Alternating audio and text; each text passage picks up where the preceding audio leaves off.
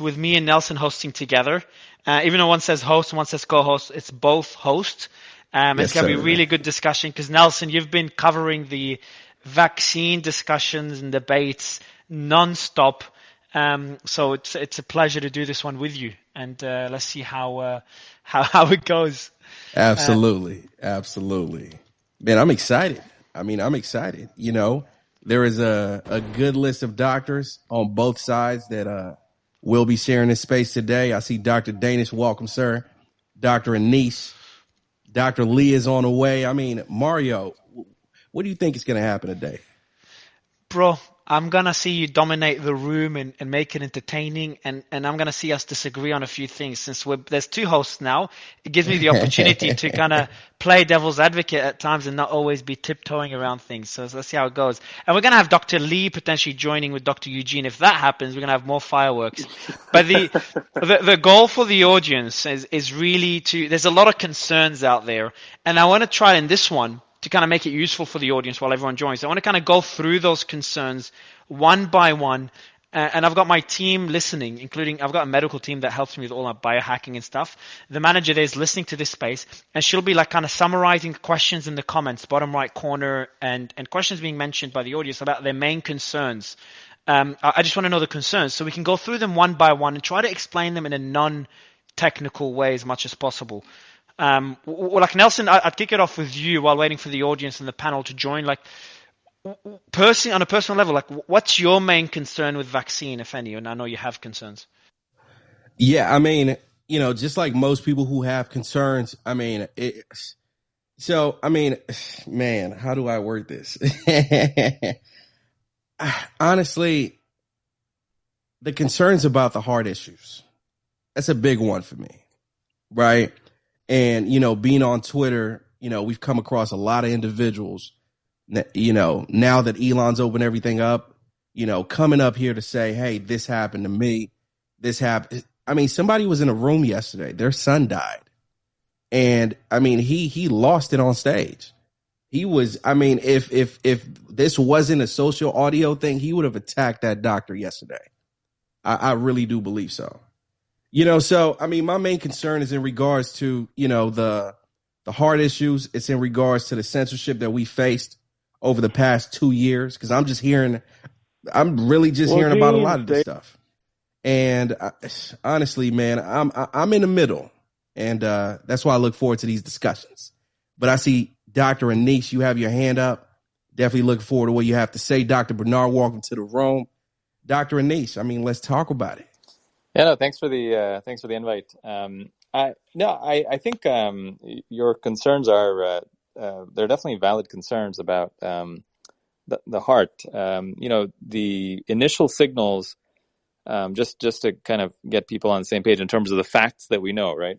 That's the title, Facts versus BS. So the facts that we know that are not in dispute anymore about the specifically the mRNA vaccines and the heart are that in April of 2021, remember the mRNA vaccines started getting rolled out around December of 2020 to January 2021 to everyone. These were the mRNA vaccines in the US, Moderna and Pfizer.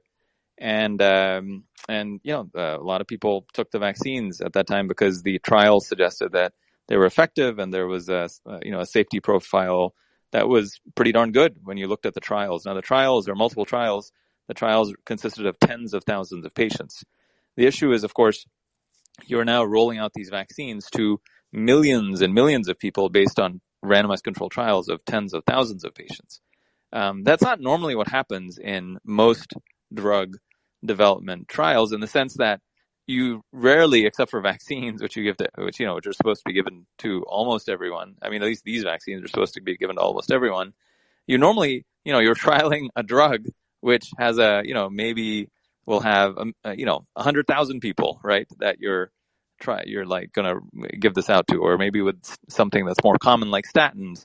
That is a much more common thing. But generally speaking, it's very rare to go, to start trying to give a drug to tens and, hundreds of millions of people based on trials that are tens of thousands, right? And that's partly why there's a specific surveillance network that's in place in the U.S. and in other parts of the world that look for safety signals after the rollout happens, right? So this is the post-marketing safety surveillance that happens for all drugs and devices. Well, can you hear me?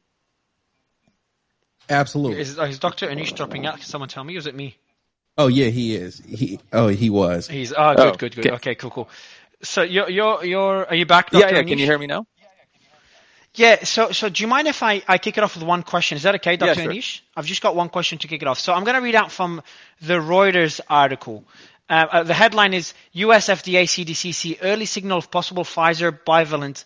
Bivalent? Am I pronouncing it correctly? Bivalent, yeah. Bivalent COVID shot link to stroke. And before continuing, I'm going to read out a quote here by the health authorities. Although the totality of the data currently suggests that it is very unlikely that the signal in VSD, which is vaccine safety data link, represents a true clinical risk, we believe it is important to share this information with the public. So maybe kicking it off with that news is something Nelson covered in his space yesterday. So maybe we can start discussing that. Maybe Dr. Anish can go first, and then Bernard, Dr. Ashby, you could kind of counter that.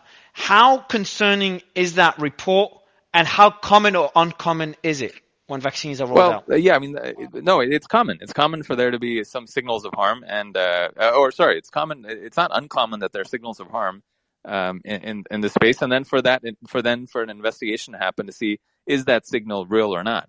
That's the stage you're at right now with the stroke signal. We don't know if it's real. There's a slight uptick that's been seen, but we don't know if it's just random or not. I'm sorry I was rambling a little bit, but on the heart stuff, if I can just finish, I'll just make a quick point on the heart stuff. Yeah, on the heart stuff, which again I'm a cardiologist, we were of course there's cardiologists who are particularly focused on that post-marketing surveillance system, the VAERS and the VSD, which are the two databases that are used for vaccine surveillance in terms of adverse events. And these are just reports that are made. The VSD is made through hospitals. VAERS can be made by anyone. Somebody that feels that they've been injured by the vaccine, a patient, or by physicians that feel that their patients have been injured, right? Those are the ways to make those signals.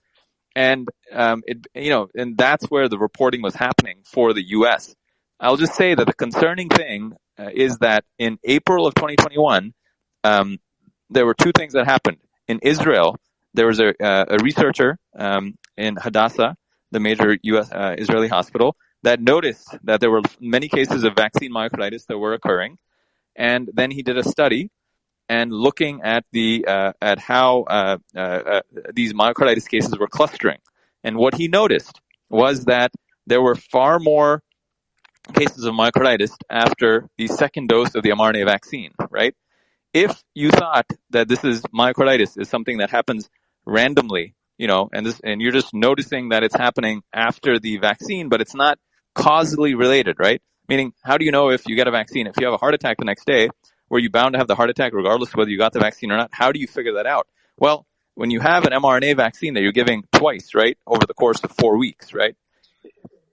Just quickly, Dr. Anish, your mic is too close to your mouth, so it's a bit. Can you hear me now? So if it happens, if you notice adverse events clustering more so after the second dose of the mRNA vaccine than the first, then you understand that there's a likely causal link. Mevorak noted that. He did a study between January and April. He made public comments to say that, hey, I'm worried about this. This is clustering. This is happening in young men, specifically myocarditis, inflammation of the heart muscle. All right.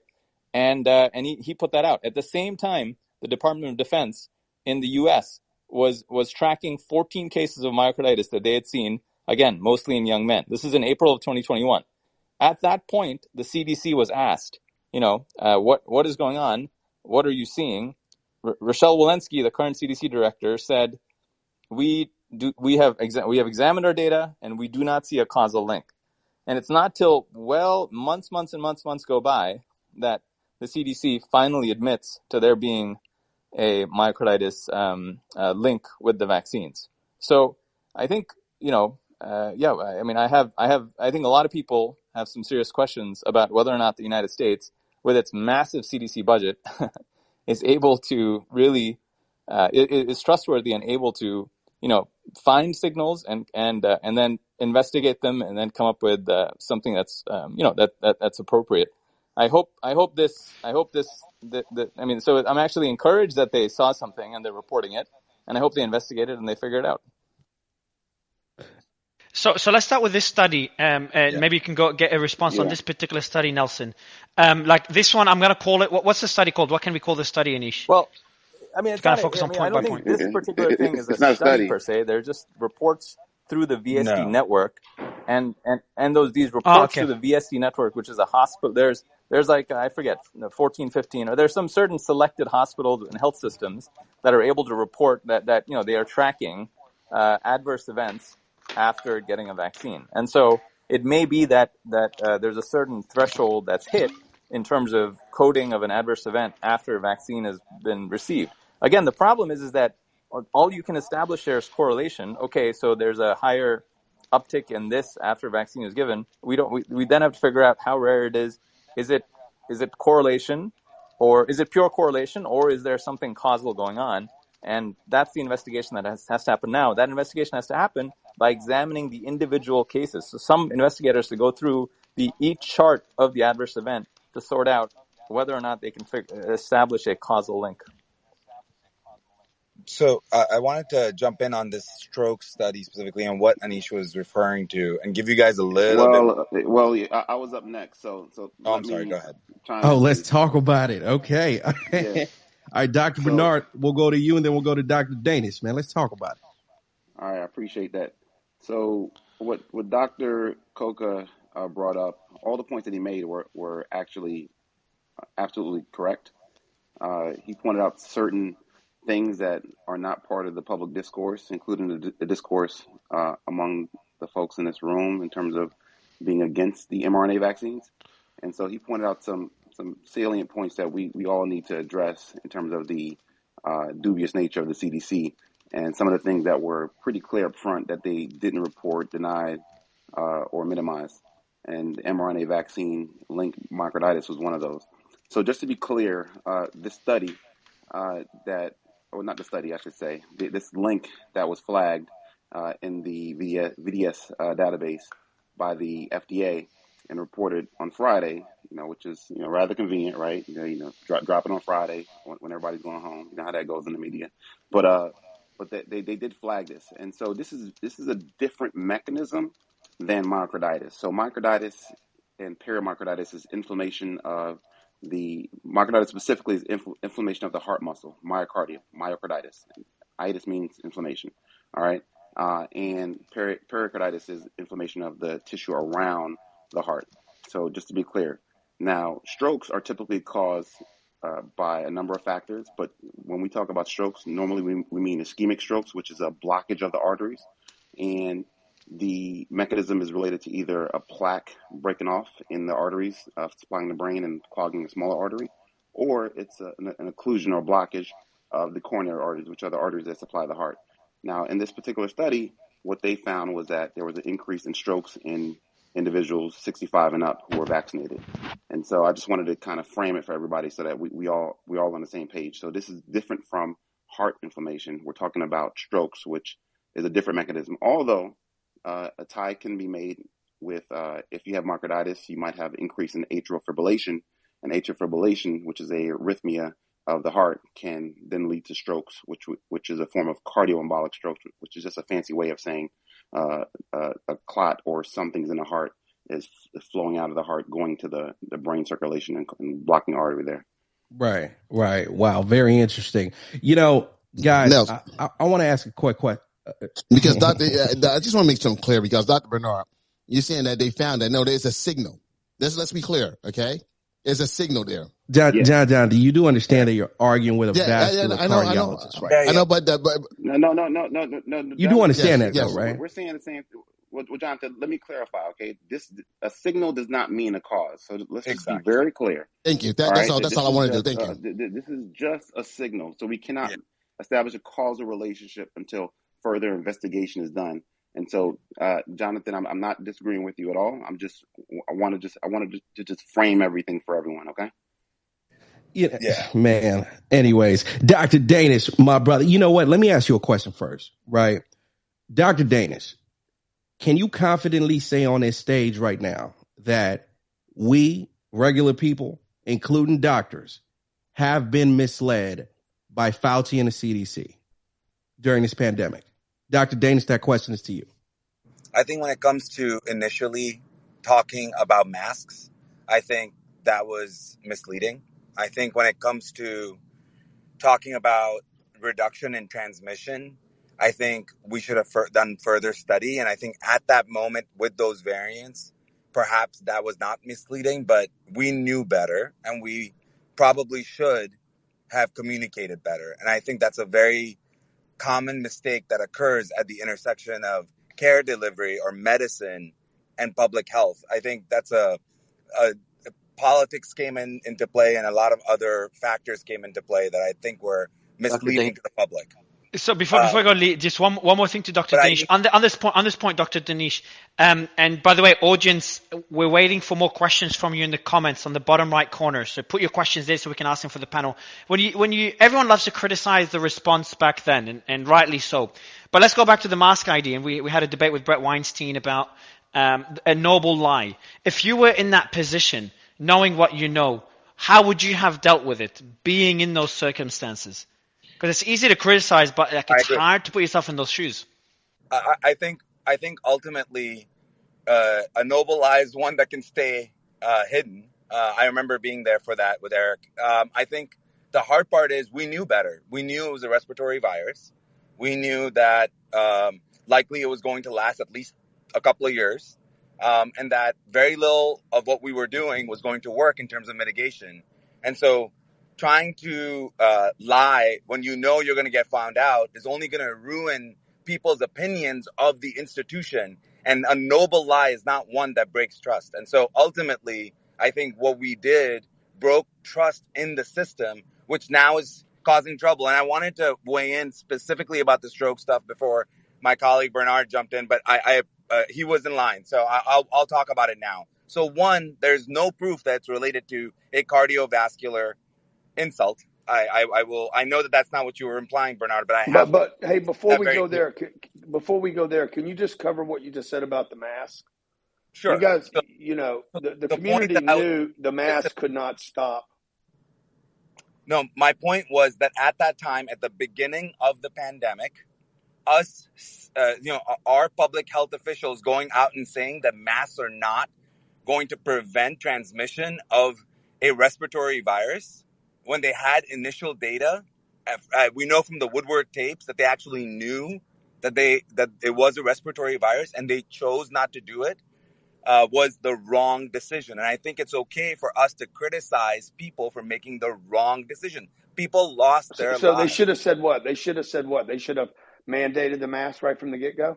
No. I don't Grant, believe in mandates. This is a I'm not different following conversation. Yeah, so I can clarify. What they should have said is that, hey, if you are vulnerable, if you are immunocompromised, we highly recommend that you mask yourself. And if you are a caregiver like I was for my father, right, you should be wearing a mask when you're around people that are immunocompromised because this is a respiratory virus. And by the way, don't go and hoard masks because people on the front line will need access. I think we could have had an honest conversation in that moment. And I know that the American people would have done the right thing. And I think So just to get all the people on the same page with what you're thinking, what did they do instead at that time? They straight up lied. And just to give some context, the concern at that time was that there was not going to be enough supply of masks for first responders or healthcare workers dealing with these COVID-19 patients. So as a policy, they wanted to secure that supply before the general public hoarded that supply up, and they lied.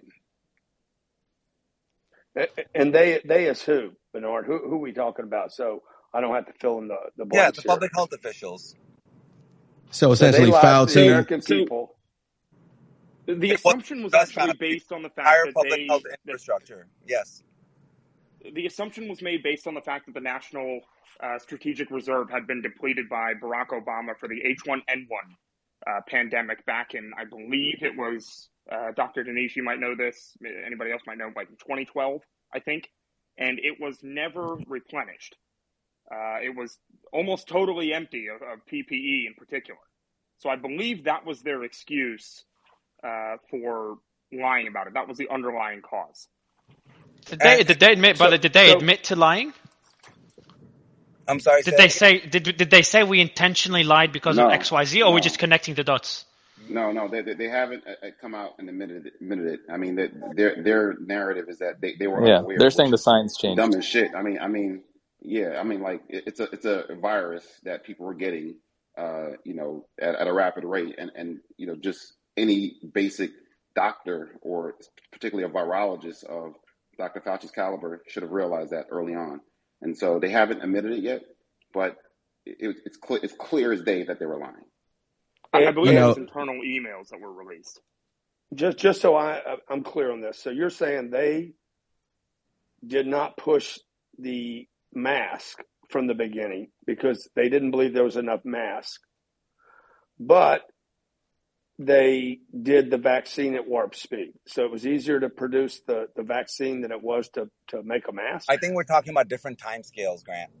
Okay, well, give me those times. So what we're talking about is a rapidly proliferating virus that was highly transmissible even at the beginning, and we did not have the strategic reserves because of depleting pandemic response. We had done a poor job.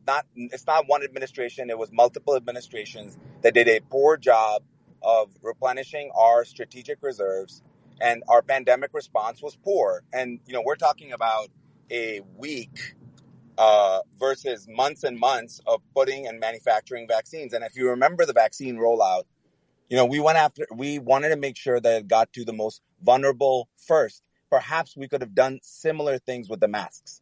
I think the thing that perhaps upsets people like me who are caregivers and other physicians is that we didn't go to the nursing homes and make sure that they were masking. Think about how crazy that is, right? We didn't go to we had the healthcare workers potentially masking, but even then we didn't have people outside of maybe doctors and nurses masking. There are a lot of other people that provide care that either lost a loved one because they took it home, or we know what happened in New York. And so these are really, really poor decision making. Dr. Danish, the healthcare workers were not masking up front. I mean, they told us that they didn't need the mask up front, and that included messaging to healthcare workers. So they then reversed and said a bunch of other things, and we started masking for the general public. But at the very onset of the pandemic, they actually gave us incorrect messaging. Gentlemen and ladies, and hello, Mr. I just let's talk about it. But I just want to check with each individual doctor on this stage right now as to this. Me? Oh, you're back. Sorry. No, I'm here. So I just want to check with everybody on this stage right now, all the doctors, right, ladies and gentlemen.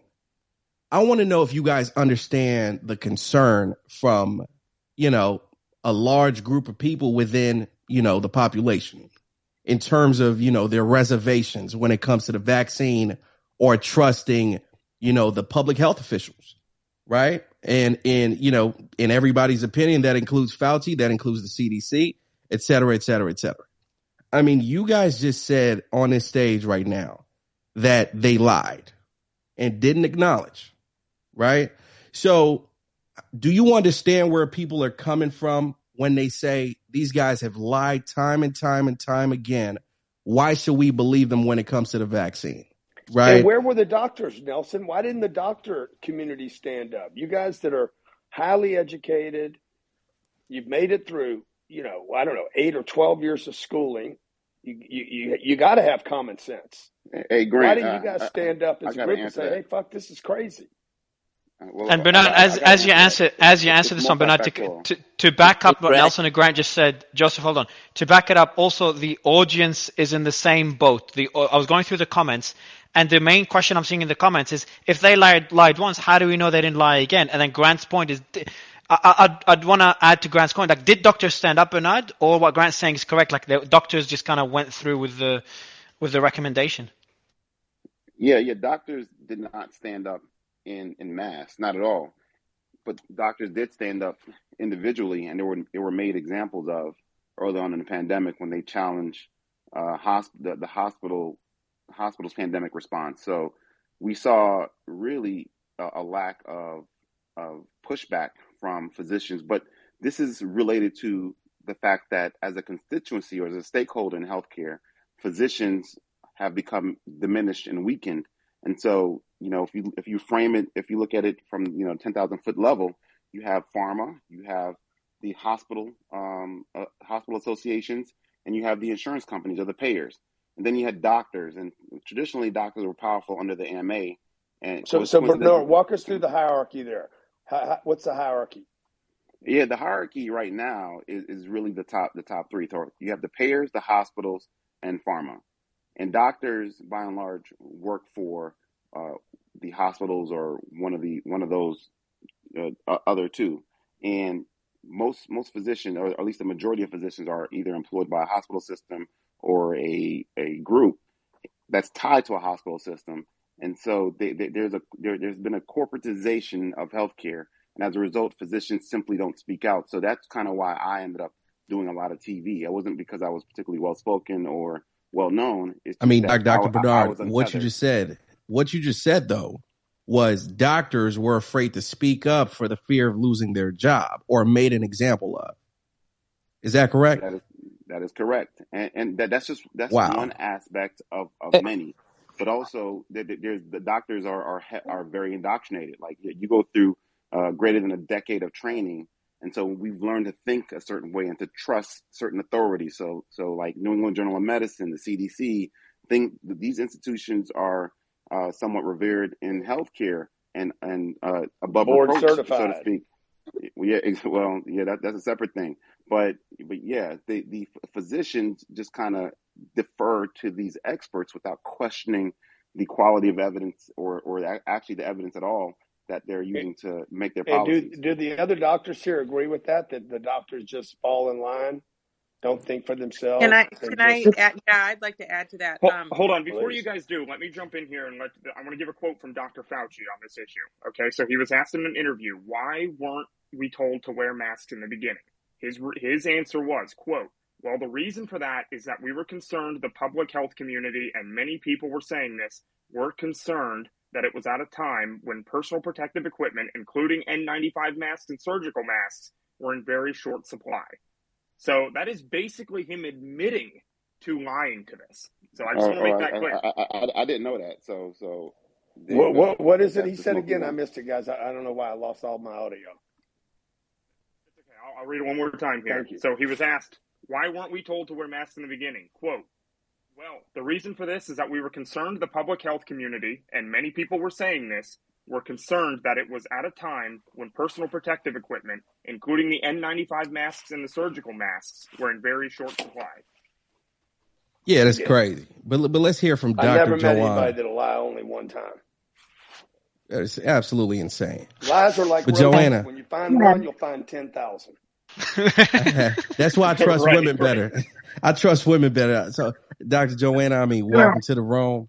Let's talk about thank it. you. Yeah, thank you for having me. So I just kind of want to introduce myself first to everybody. So I'm an intensivist and an anesthesiologist. I was training at a Harvard hospital during the pandemic. I was doing my critical care fellowship out there before taking a job out here in New York City.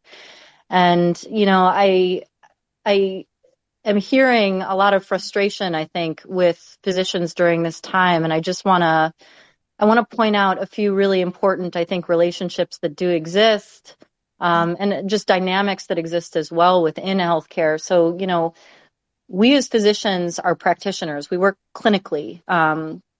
And as far as being scientists, PhDs, we rely on the folks who are pulling data, who are doing the studies, doing the due diligence, to help guide our practices. And our practices are dynamic. And during that time, I don't think that any physician was necessarily thinking, I'm willfully hiding anything, from my patients and from the public in general. I think that we were just in the dark, as many of the people that we were working alongside, and many of the people and their families we were treating. We didn't know. And I have that's not the truth. How many physicians actually believe the flu vaccine? Very few. One second, Dr. Lee. I'm not even. I'm talking very, very early on, before the vaccine was even around. And remember, this was back in the springtime. The vaccine wasn't, at least here in New York, it wasn't available until probably late fall, early winter. The vaccine. Hey, Dr. Lee, hang tight. Let her finish her point. But yeah, no. Administratively, I think that there are definitely fears and concerns. I mean, you can even look at people like Peter McCullough, for instance, who is not. I mean, he's definitely a controversial figure, but the risk of losing your medical license. Okay. One second. Dr. Lee. Dr. Lee. Come on, man. That's a lady. I miss you, Dr. Lee. That's a lady, though. Mario, but that's a lady. Yeah, I know, bro. I know. That's a lady. I mean, Dr. Lee, please, my brother, let it finish, and we'll circle back to you. How about that? Dr. Joanna, please go ahead. No, thank you. I appreciate that.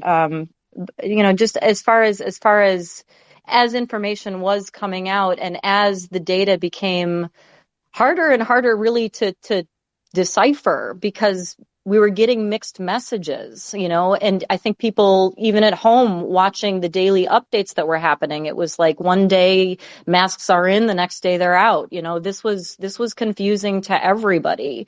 But there is fear for retaliation within the medical community. And, I do think that it's important for people to understand that. And we do take a vow, we take an oath, first do no harm. And you also want to be effective in your job.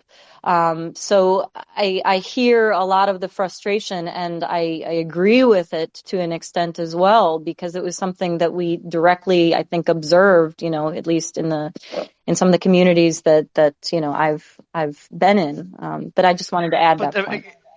And Dr. Lee, just before you respond, I got a question for you. Do you think, I remember back during COVID, doctors were overworked, they were the most vulnerable, and, we praise them as heroes. Now, they might have not done a perfect job, but do you think they deserve the amount of criticism they're getting now, Dr. Lee? Yes, because look, one, among all my friends, most of them who were physicians, most of them didn't believe in the flu vaccine, okay? I never got a flu vaccine in my life. Don't forget you're a doctor, Dr. Lee, so you deserve to be criticized as well. So you said that like so brazenly. Just let's not forget that you call yourself the doctor as well. Wait, did you just say that most doctors didn't believe in the vaccine either?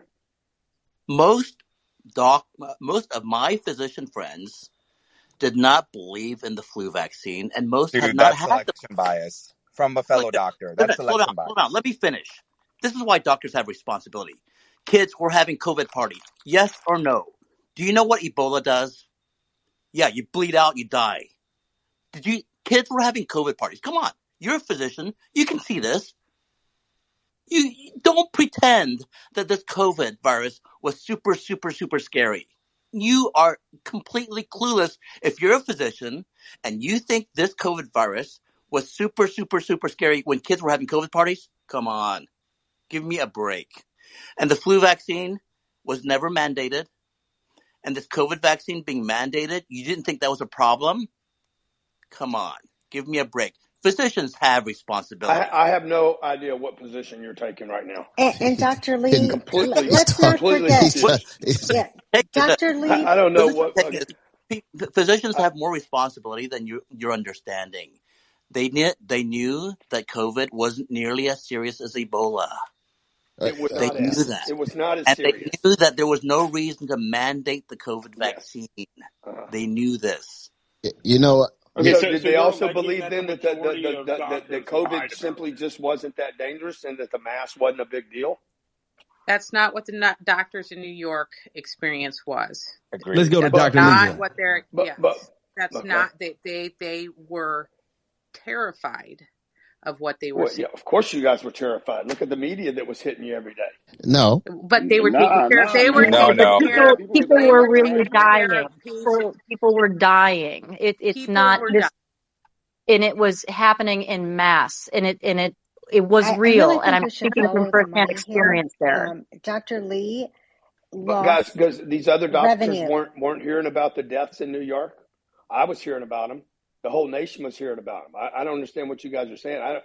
How can there be this much disagreement with a group that reads and studies from the same books? Well, I don't know what we're disagreeing about. I mean, Dr. Lee didn't address the fact that a lot of people were dying early in the pandemic in New York. I mean, like Bernard, they were dying. can I explain why I think they died? Because I explained this to Fauci in February of 2021, and in October. But Dr. Lee, to be fair, you sent Fauci an email though. To be fair, it was an email. Yes, it's a good point. Like, you can't, Dr. Lee, can't say I spoke. When he keeps saying I spoke to Fauci, I thought you guys had a coffee every day and you guys were Oh best hell buddies. no! Well, I hell would no! say, I would pay to see a one-on-one between Dr. Lee and Fauci. So, isn't that sufficient if he responded? So I did send him lots. One second, Dr. Lee, because you just jumping all in, because it's like you guys are all speaking up for all the doctors and saying doctors were scared to speak up. All right. And like every doctor was afraid to speak up. So, like doctors didn't believe in what they were doing. All right. And they were just following it. Like every doctors believed in what they were doing. So you guys, I think it's offensive that you guys sitting here saying doctors that I hate to break up your kumbaya, your kumbaya, echo chamber y'all trying to create here, but don't sit here and say that doctors were afraid to speak up. Okay, no, because just because you guys don't believe in this shit, okay, it works. Okay, doesn't that no? Jonathan, doctors didn't speak up. I was one of the few doctors that did speak up. All right, so speak up about what? Speak up in regard to what, the vaccine? Bernard, a lot of us didn't know. I don't think that's what I'm saying. No. So Jonathan, like I'm glad you bring it up because specificity is important when we're talking here. And so when we talk about speaking up, we're talking about the BS policies, the BS gaslighting that was happening in the hospital. A lot of doctors were disillusioned by like these big hospital corporations who were doing this bullshit straight up. And so they didn't speak loudly. We spoke amongst each other, but it was a few and far in between that spoke out publicly or directly to administration. So you're saying so the Dr. vaccine? Bernard, Go ahead. no, so I just wanted to ask real quick, because you're saying a lot of doctors didn't actually know. Was it more or less because they were afraid to do anything different than what the CDC was recommending based on possible sanctions or whatnot? I think the timing matters. So when I said that a lot of doctors, Dr. Aiken actually mentioned it very, very eloquently at the beginning of the pandemic. A lot of clinicians were looking to the CDC for guidance on what to do about masks and what to do about social distancing. That is how it works. That is the system. You have to rely on the experts because that's what they study all day. In the first 2 weeks when no one knows anything about the pandemic, you have to rely on the experts. And so this belief that people were knew at that moment exactly what to do. They thought they knew, but a lot of people did not know. And so that is what I meant. Now, later on in the pandemic, as people learned more and more research came out, doctors started developing different opinions. And maybe some doctors didn't speak up as much, or other doctors did. But to say that right at the beginning of the pandemic, everybody knew everything, I think is just foolish. Yeah, before we go to Dr. I wasn't saying that. I wasn't saying that's that. That's what it sounded like to me, Bernard. Well, a lot of people didn't know what was going on. So, I mean, he framed it as though we were just listening to the CDC blindly, but we were listening to everybody. Like we were trying to figure out what was going on. We were listening to the WHO. We were listening to reports out of China and other European countries that were having that were seeing the surges before it happened here. And not all of us were. My experience but it was subsets. And so someone like me who so hold on, Dr. Lee. So someone like me who was paying attention to what was going on in Europe and Asia and saw the flood of hospitalizations and deaths, that there was a huge concern on my part and others who were paying attention, because the messaging that we were getting here in the U.S. was very different, and Trump had a lot to do with that. I mean, he was minimizing the virus and saying that it was the flu, it was just like the flu, and so on and so forth. So he was pushing back against the narrative and was actually trying to tamp down on that, because he was worried about the impact it would have on the economy. And he was, I think he was pretty clear on that after the fact, and everybody knew that.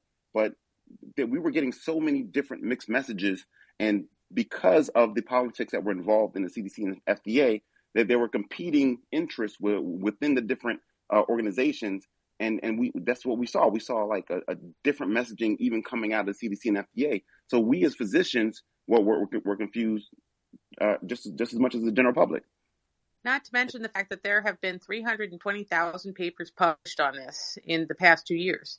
And so if you're actually trying to take care of the patients and actually at the bedside trying to take care of patients, and then also having time to read 320,000 papers, that say differing things. The point is that we were all in this together, and everybody was interested in trying to protect public health. And there were different things. No, we're not. There were different things. There were different approaches that people took.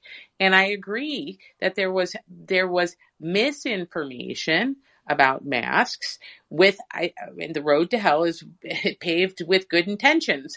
And so I think that, this is a very difficult, I actually think this is a very important time in history. I think we need to reevaluate how medicine works. Why are doctors scared? The reason why doctors are scared is because they have given up their autonomy. We now, not me anymore, because I've gone to the agricultural side in Bayer, so I work for a company. But the reason why I left medicine was because I felt like my autonomy had been completely taken away when I was taking care of patients. Now, fortunately for me, I had paid off my student loans, but the younger doctors have, on average, $250,000 to $300,000 worth of debt in the United States, and if they don't follow whatever rules are set out for them, they lose. They're fearful of losing their jobs, losing their financial life. So that it doesn't. I'm not talking about I'm not talking about the ethics of it. I'm talking about the reality of it, right? And what I think is crystal clear is that there needs to be a sea change in the way in the practice of medicine, so doctors are able to advocate for themselves and their patients, which they haven't been able to do for the past, I'm going to say 20 years now. Dr. Lisa, real quick, right? This is Nelson. So what you just said was that majority of doctors have large amounts of student loans that they need to pay off, right? And they need to follow rules and guidelines in order to make sure that they don't lose their means of, income. Right, being their job, even if that means killing people, right? So that's where I want to get to. That is not at all. No, not killing people. Wait, one second, Nick. Not killing people, but essentially, question less, follow more, right? Because the more you question, regardless of whether it's a pandemic, whatever the case may be, the more you act out of order, the more likely it is that you lose a job. Wait, one second, Dr. We Bernard. get out of order a lot. So Dr. Lisa, is that what you're saying? That's not I'm the right. telling you that when junior doctors, when residents, I'm telling you that when junior doctors who are in training, you're saying that they're Joseph, let me finish. When I am telling you that when junior doctors that are in training are at risk of losing their jobs because they disagree, and they're $250,000, $300,000. I get that. Joseph, not dumb. What about Joseph, doctors? What about the Dr. Lee, I need one mic on Dr. Lisa, respectfully, please. Thank you. Dr. Lisa, let's go.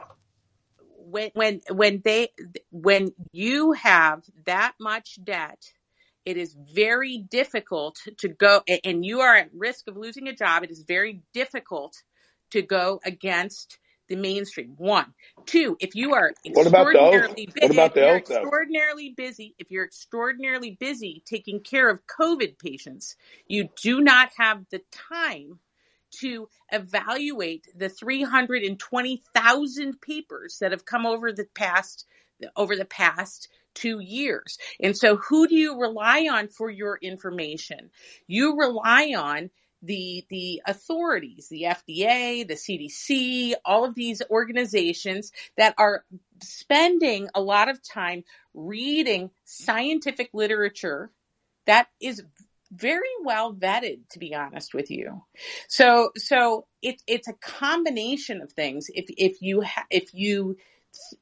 have organizations that you trust and believe in, and you've got this overwhelmed debt as well, that creates a perfect storm for, maybe you don't have time to understand in depth all of the detailed nuances about VAERS and things like that.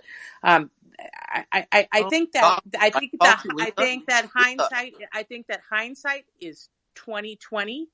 I think that we're all in this together. I think that pharmaceutical companies have people who work for pharmaceutical companies have families too. They were just as concerned about their families, and we have a decision to make going forward. We all are going to need doctors. We're all going to need public health agencies, and we're all going to need medications. And so the question is, going forward, how do we rebuild trust in these agencies and in the profession? Because the profession at the moment is in shambles for a variety of different reasons. And I think tragedy. One second, guys. One second, guys. 1 second. Just give me 1 second. Dr. Lisa, first of all, I appreciate you for your honesty, but here's the deal, right? Dr. Lee's not here anymore. Dr. Lee? Yeah, he dropped out. I've messaged him now. He dropped out. Okay. I'll bring you back up. Okay. Dr. Lisa, here's the deal, though, right? A lot of people believe in Bernie Madoff as well for over 3 decades, right? That's how he was able to raise so much money. People trusted and believed in Madoff. What happened at the end of the day? Pretty sure we all know that. No, wait. 1 second, Dr. All right, go ahead. 1 second.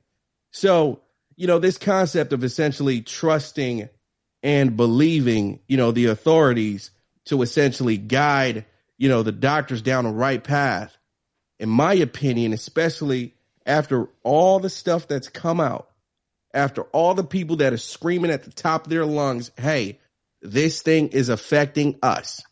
And after those people get censored, I mean, Dr. Lisa, again, I appreciate you for your honesty, but you see where people are starting to lack trust when it comes to their doctors at this point. And Nelson, right? If I could just add to that, because what I don't get is a common everyday guy. You guys can't get an agreement on the mask, but then you let people spend money and energy on plexiglass.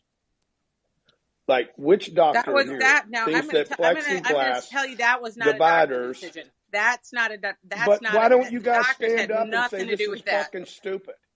But why don't you guys stand up as a group and say it's stupid? Because because doctors are overwhelmed with the other stuff. Oh my God! We're overwhelmed. Well, Grant, let me answer this, man, because we have to again take a step back and understand that doctors as a constituency but Bernard, is it a fair evident. question? Is it a fair question? It is a fair question. I'm trying to answer it. Like let me just answer this.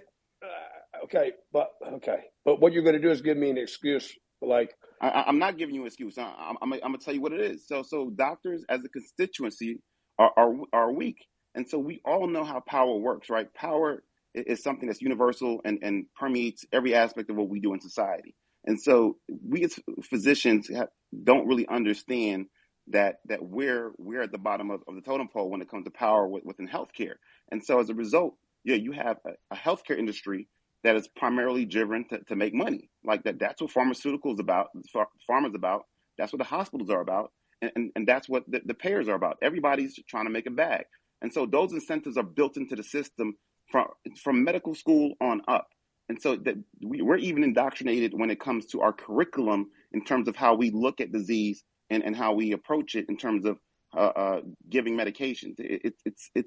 We don't even recognize it within ourselves. And so the financial incentives do a lot to influence the practice of healthcare. And as it pertains to physicians directly, because so many of us work for hospitals and businesses or pharma or the insurance companies, that they are our bosses. I mean, again, the reason why I am able to move the way I do is because I'm completely independent.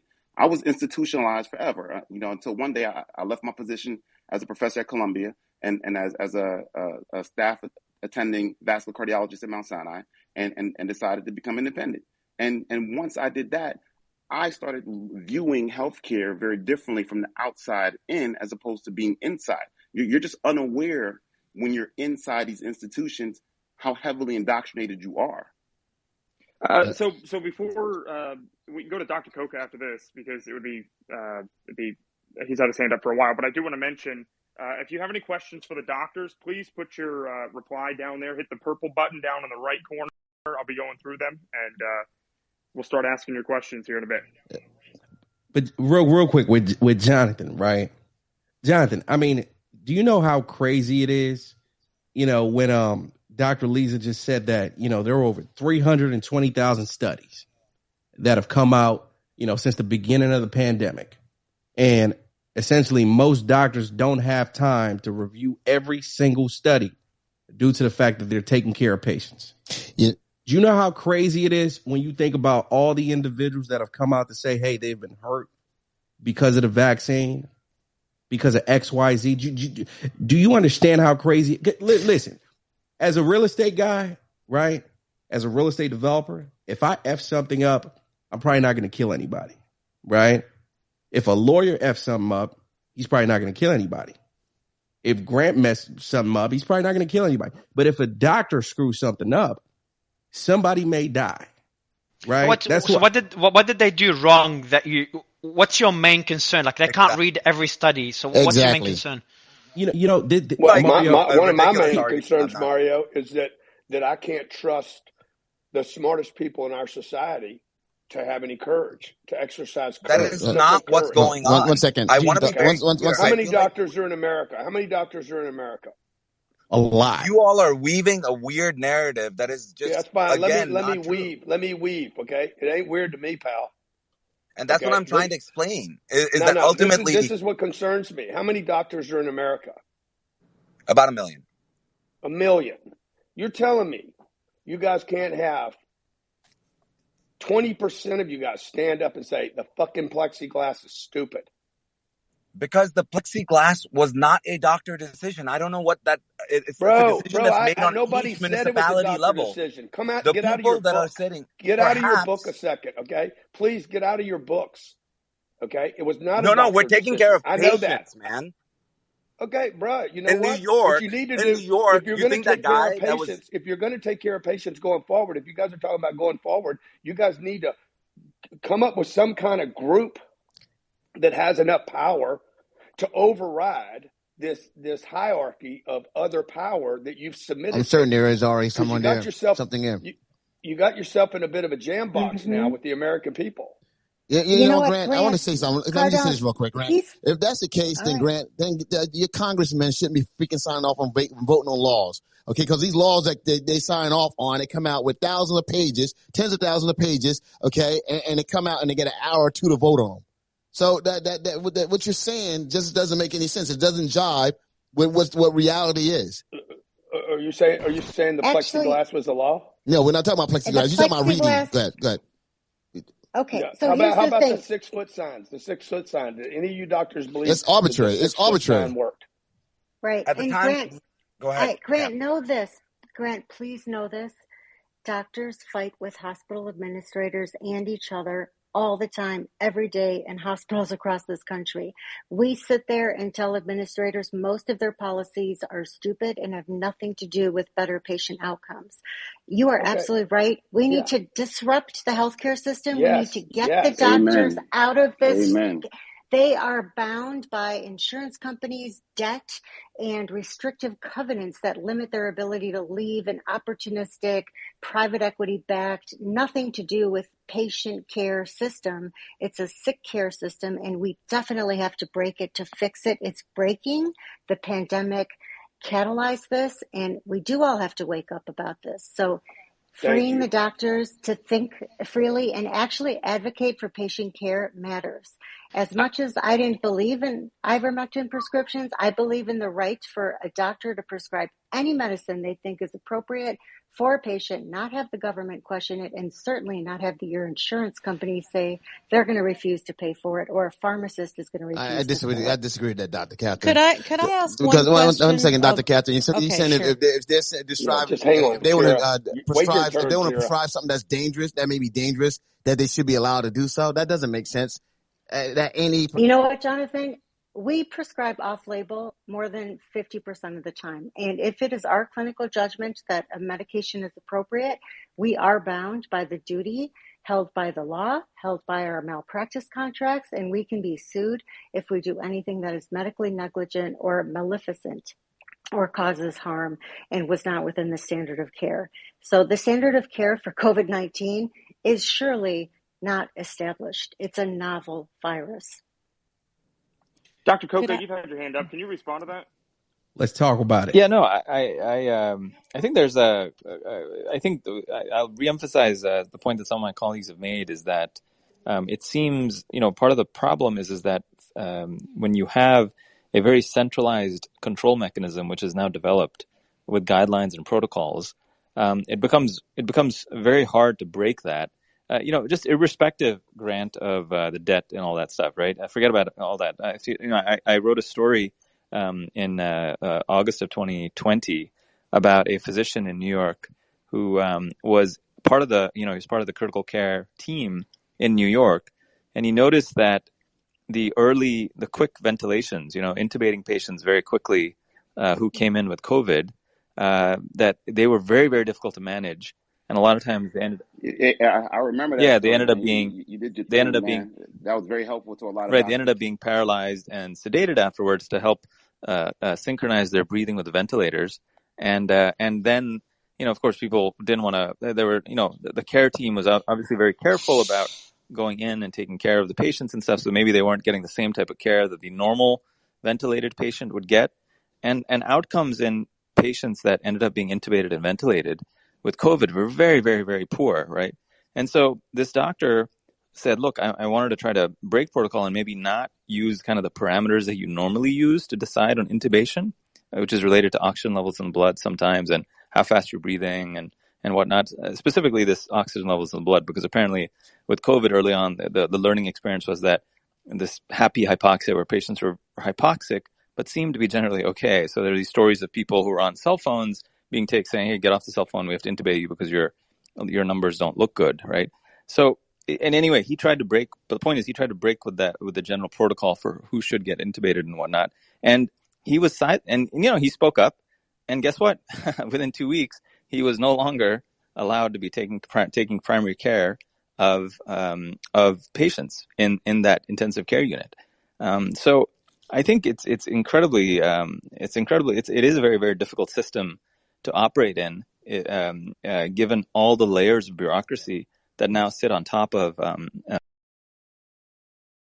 physicians who are trying to take care of patients at the bedside. There's another story about a physician who traveled to New York City, who again noticed that in order to liberate patients from the ventilator, right, we have these set protocols, right? Try to liberate patients from the ventilator, right?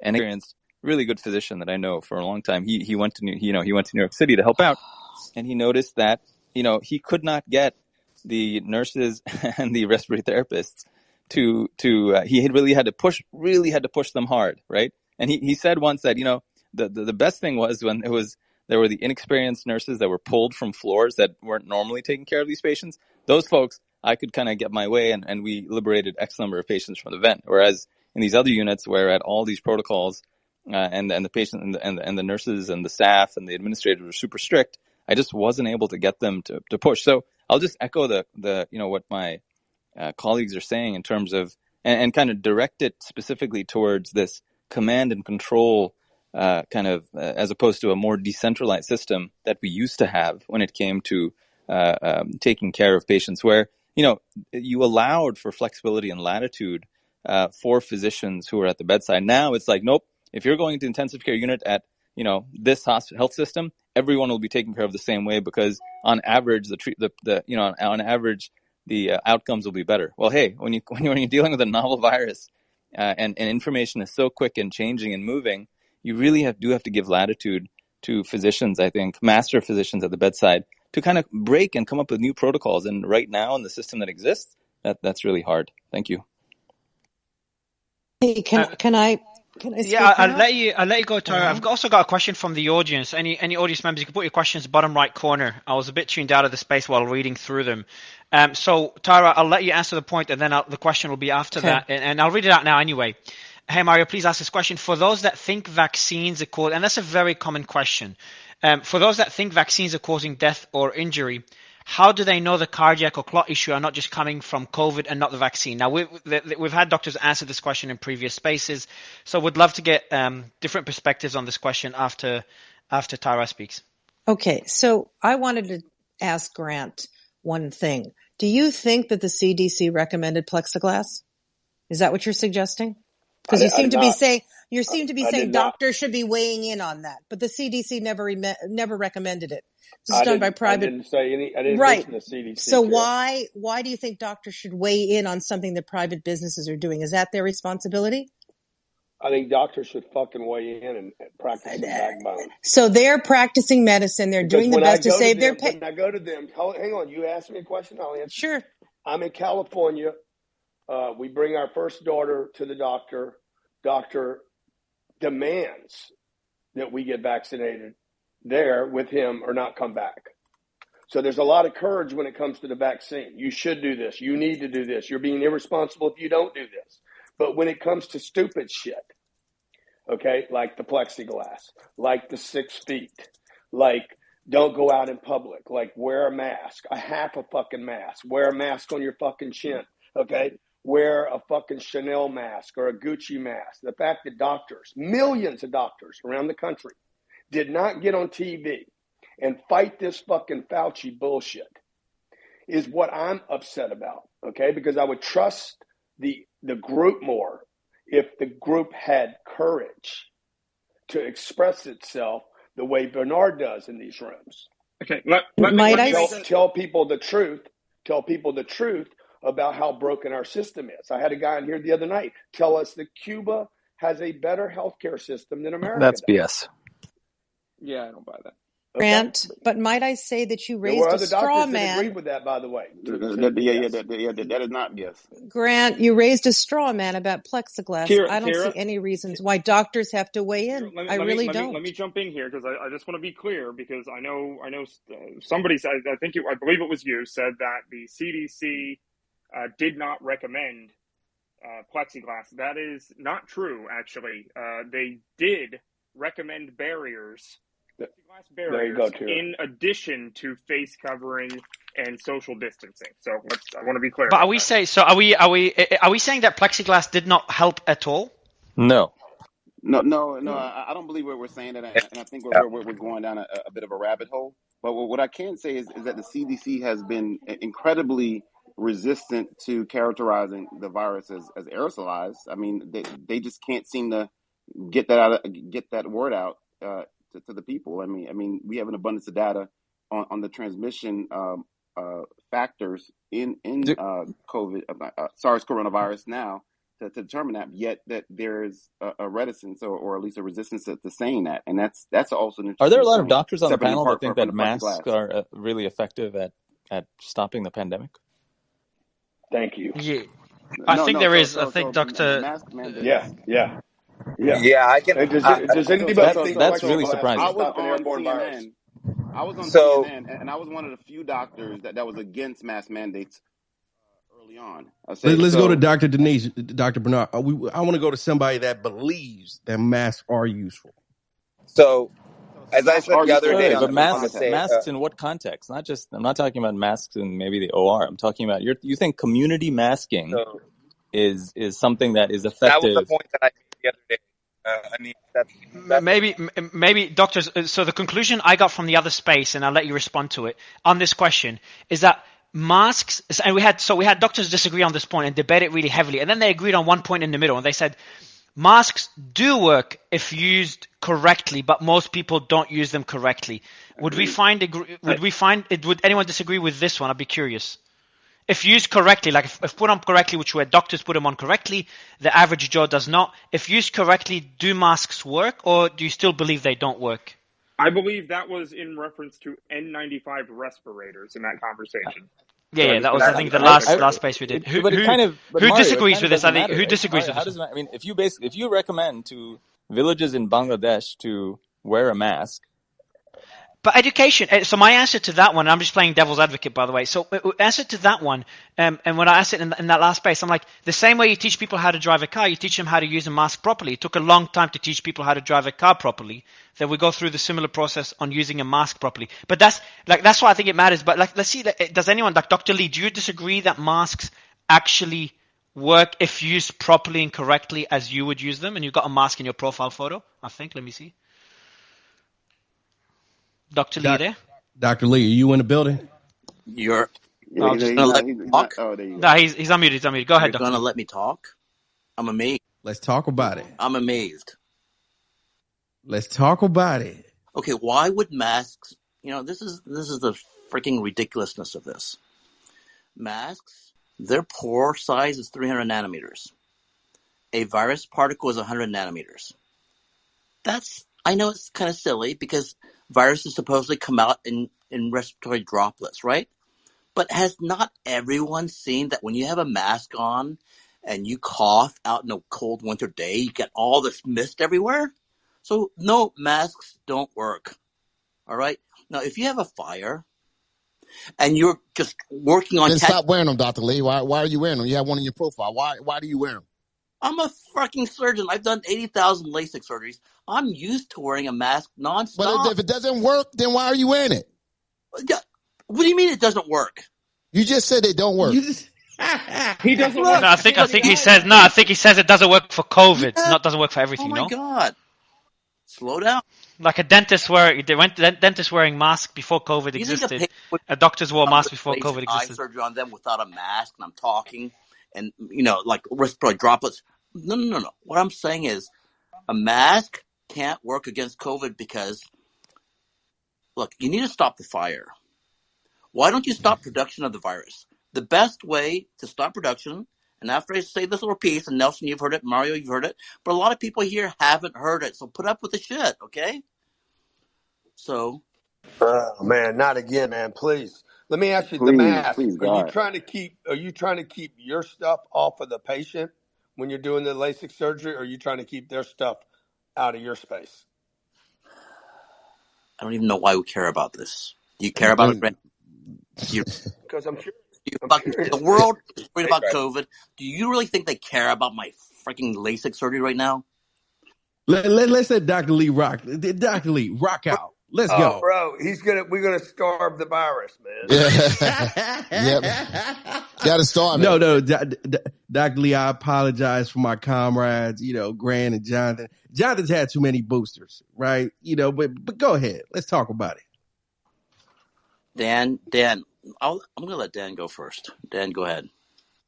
Dr. Lee, goddammit, I'm passing you the microphone, man. Let's go. I mean, why you picking Dan, bro? You could have picked your boy. Why am I picking Dan? I'm picking Dan because all my anger is because of people like him, all right? You guys are going to nonstop talk about this vaccine. You talk about Dr. Lee, Hey, Grant, why stop. didn't Grant, somebody stop. why didn't Grant, somebody stop. just tell America to quit eating?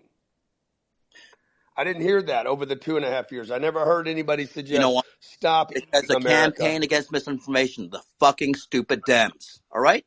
Now, you guys want to pretend that didn't happen? That happened to me. I was censored nonstop, all right? I was censored I mean, Dr. Lee, you be saying some wild things, bro. I'm not saying wild. I ain't gonna lie. But that ain't no reason to censor you, because I'm 100% Bernard, against have that. you heard? But Bernard, still have you heard doesn't any? negate the fact that you say some Bernard, wild shit. have you heard anything I've said? Do you know anything about what I've said? Do you know where? Bro, I've more than heard you. Okay, so then, Bernard, Bro, I almost have your pitch down. Bernard, All right. are you exactly. Bernard, are you pro or anti-vaccine? I'm not pro. I'm pro life, bro. That's what I am. I'm pro people living. I'm pro people not dying.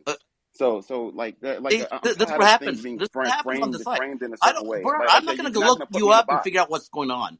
I'm going to debate you if you're going to tell me if you did you get the vaccine, Bernard?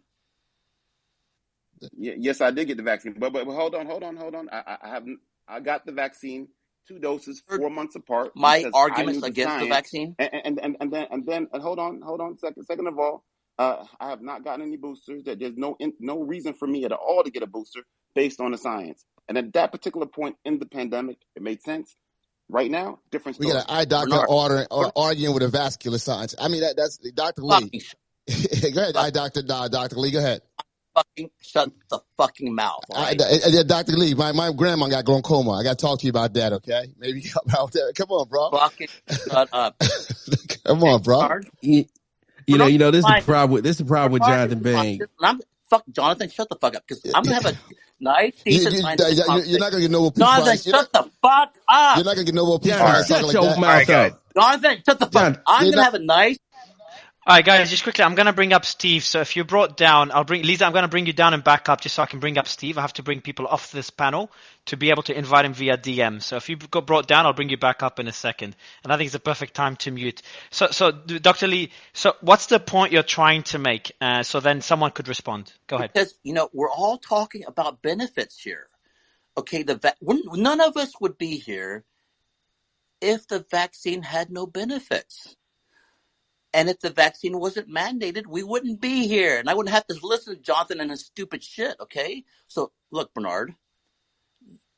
I was against vaccine mandates. Bernard, give me a hypothesis for how the COVID vaccine works. Because you know what?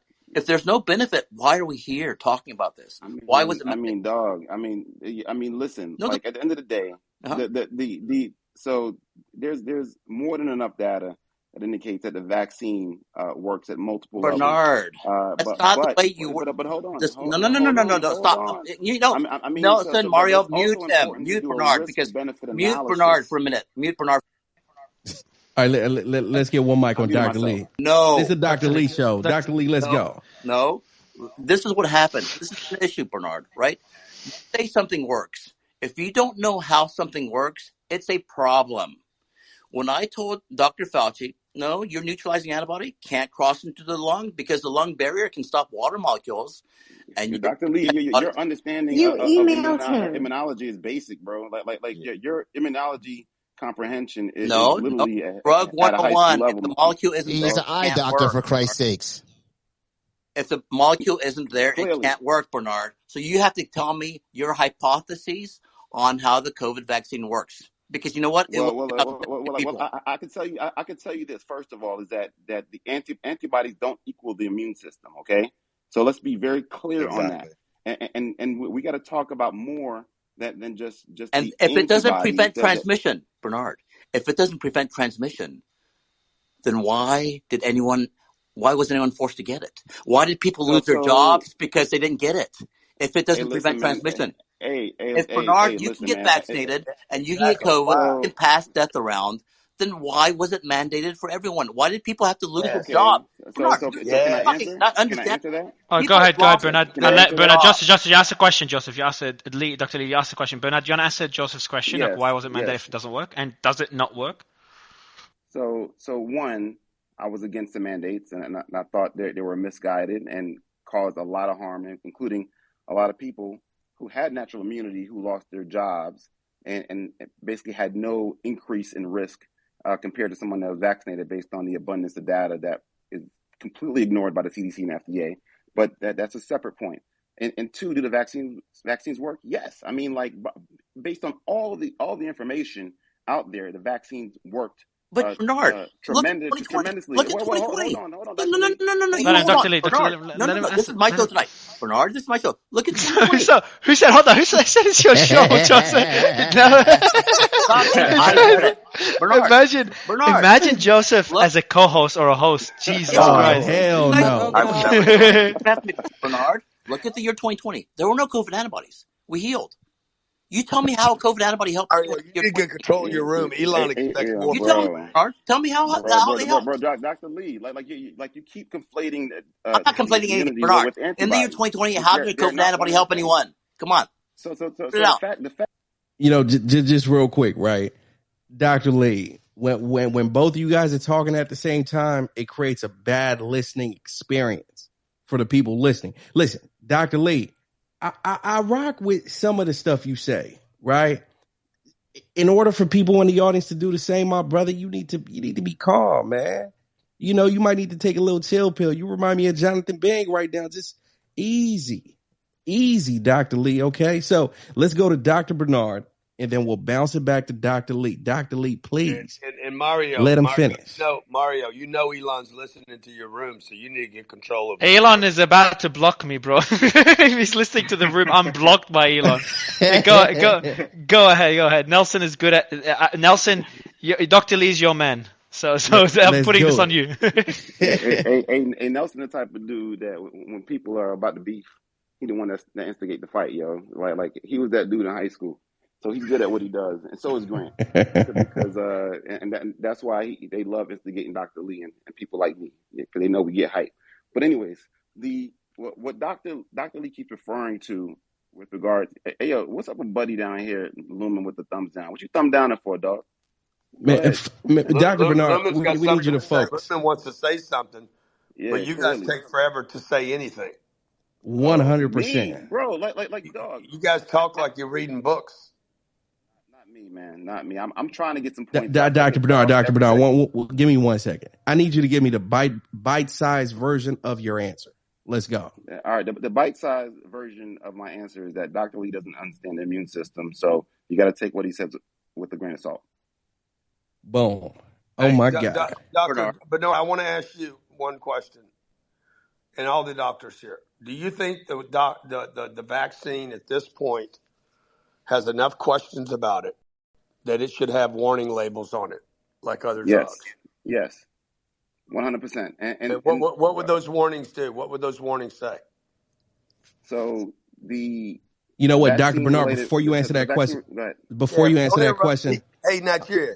Let's hear from every single doctor on the stage. Yes, every single doctor on the stage. Love that, Dr. Catherine. Get back in your pickup truck. Great, you're with me in the pickup truck. We're rolling. But Dr. Catherine, do you agree with that? Yes or no? Yeah, this is called informed consent. When you sign a consent form, when you discuss a treatment and therapy with your doctor, you're informed of the benefits, but also the risks, because there's a risk to everything.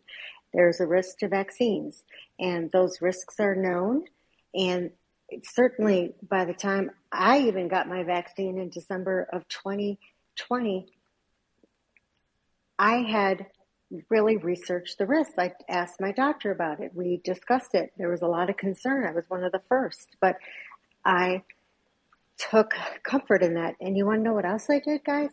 I had checked to see, because the Quest director at Lab actually ran my antibodies, and I could see that 2 weeks after I got vaccinated, I had antibodies to the spike protein. But and that was very reassuring to me. The question is, no, on TV, when they advertise the vaccine, on Instagram and Facebook all day long, by the way, okay?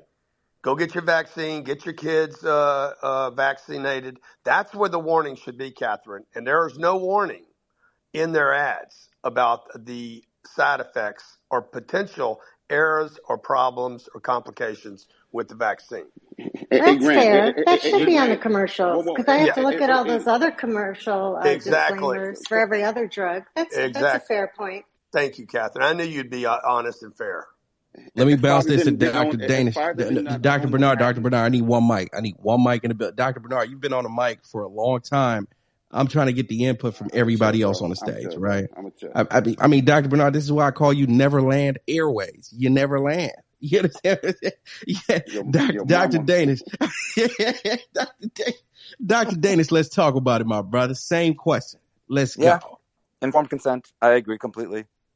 I mean, it's a very simple question that has a very simple answer. If, for example, right now, if I am sitting in front of a patient who is above 65 years old that is immunocompromised, that's how doctors actually think about these situations, is a clinical vignette where you're talking to an actual patient, right?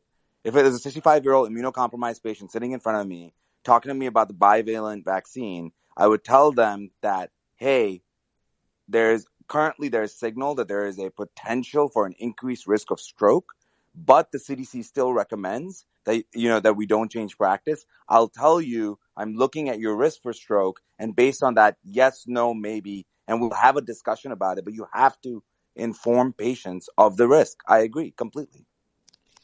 And what else do we tell them, Dr. Danish? We talk about their blood pressure. We talk about their weight. We talk about their diet. We talk about their movement. We talk about their mindset, their sleep, their relationships with their family.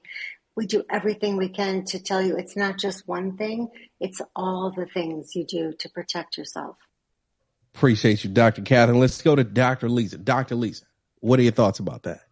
Yeah, I think that informed consent is one of the most important sort of aspects before you do any kind of treatment for a patient. And we do this with surgical procedures. We do this when we talk to them about pharmaceutical interventions and things like that. So I think that it's important.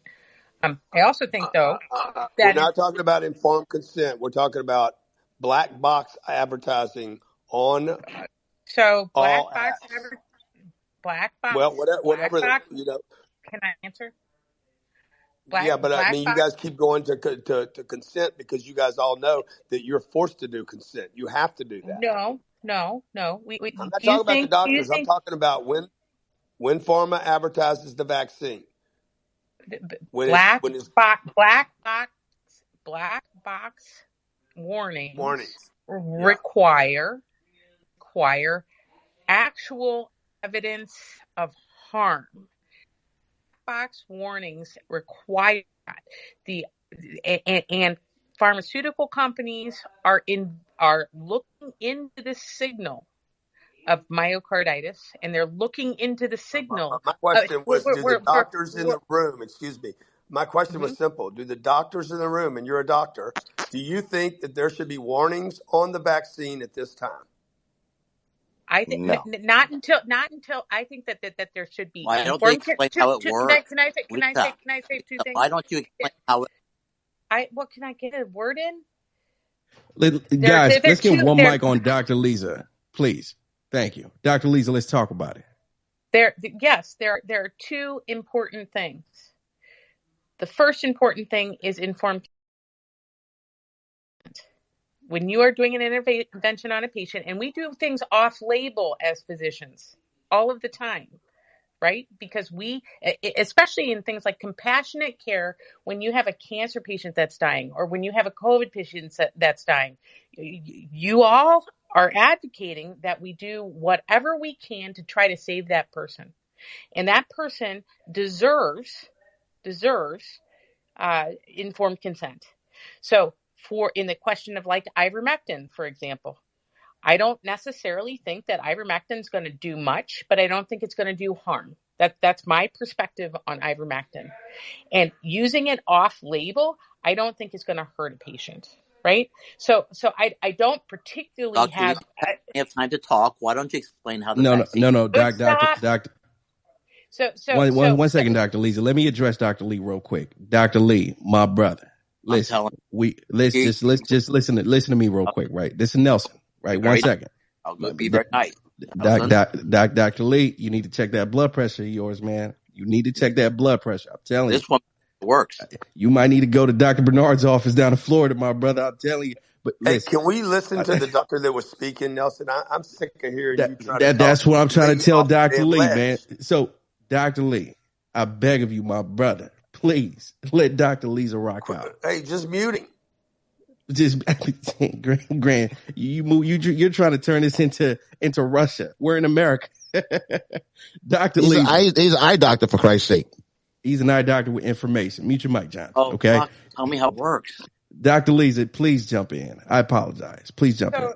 So my point is that we use things off label all of the time to treat patients when we're learning about the particular patient and a particular disease process. And as a medical toxicologist, there are not double-blind, randomized controlled trials to figure out how to treat cyanide poisoning, for example. So we've actually figured out with basic physiology that you could give a vitamin to turn cyanide poisoning into vitamin B12. So you're not going to do the randomized double-blind controlled studies all of the time. In this case, with the vaccines, there have been randomized double-blind controlled studies, and there is ongoing studies to look at, it's called post-marketing surveillance, to try to pick up signals that of potential harm. So I think patients deserve the information and they deserve to have informed consent. But black box warning, if you don't have the demonstration that there is actual harm, if you don't know that information, saying that there's going to be harm, it's actually not helpful. What it does is it winds up creating an atmosphere of fear that is this saying anything? Oh my God! Shit! All right, dude. You know this. Joseph, can you tell me what is required for what's your warning? So I was going to ask that same question exactly. I was going to ask that exact question. That exact question, Dr. Lee, not anything else. Just that point. The black box warning. What is required for it? No, Mario. To have it there. Mario, you don't get it. Nelson, you don't get it. Grant, shut the fuck up. Lisa, you I know. Bro, you're about to get kicked out. You know, Grant and Nelson are cause. You're on the. You think I care? Bro, but man, you can't. Bro, you can't, you've done nothing but come into spaces and complain, I'm not being heard, I'm not being heard, I'm not being heard. Well, I've invited you 4 times to this space, and then you come in and say to one of the co-hosts to shut the fuck up, and then you're like, I'm not being heard. Who's gonna listen to you when you tell everyone to shut the fuck up, bro? I gave you the mic to answer a question, and then you sit there and insult a co-host. Because she's droning on, and we wouldn't be here. Bro, just answer the question, bro. Please, if you want to educate the audience, if that's what you care about, to actually educate the audience, not entertain people and have people follow you.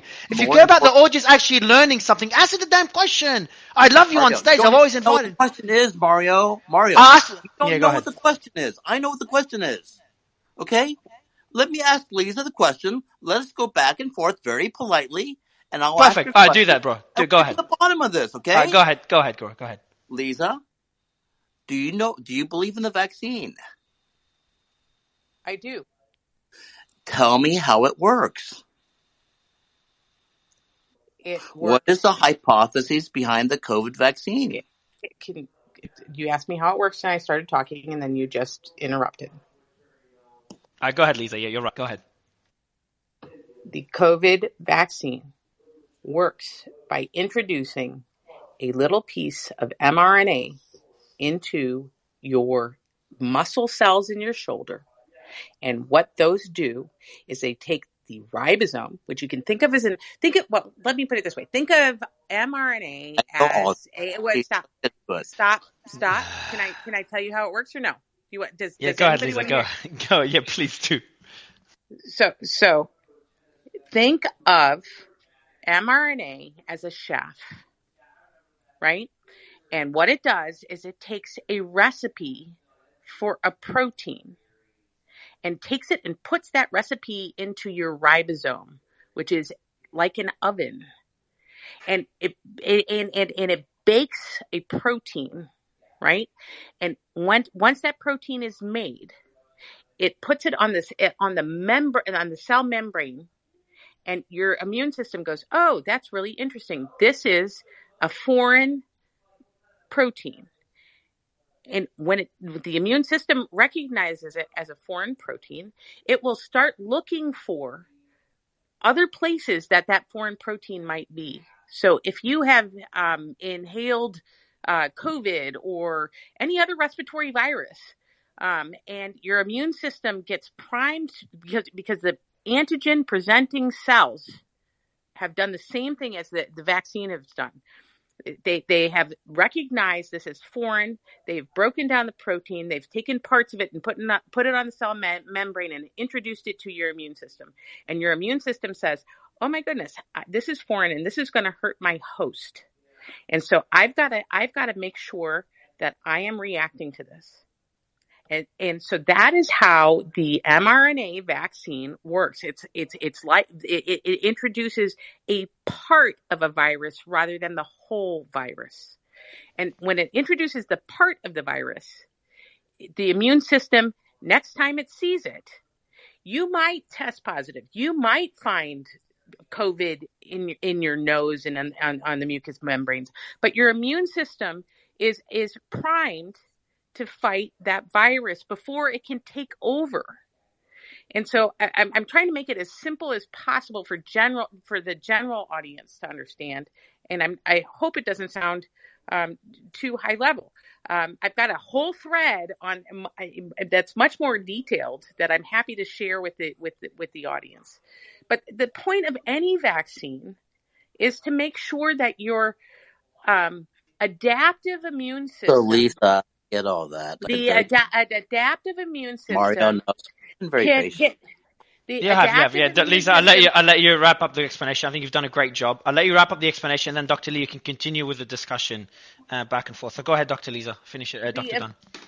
The importance is that the adaptive immune system can respond before a virus can override the first line defense of your innate immune system. And I understand that may be kind of complicated, and I will put a high level. That's basic immunology. I will put a high level thread. Yeah, bro, but we want basic immunology. Yeah. Okay.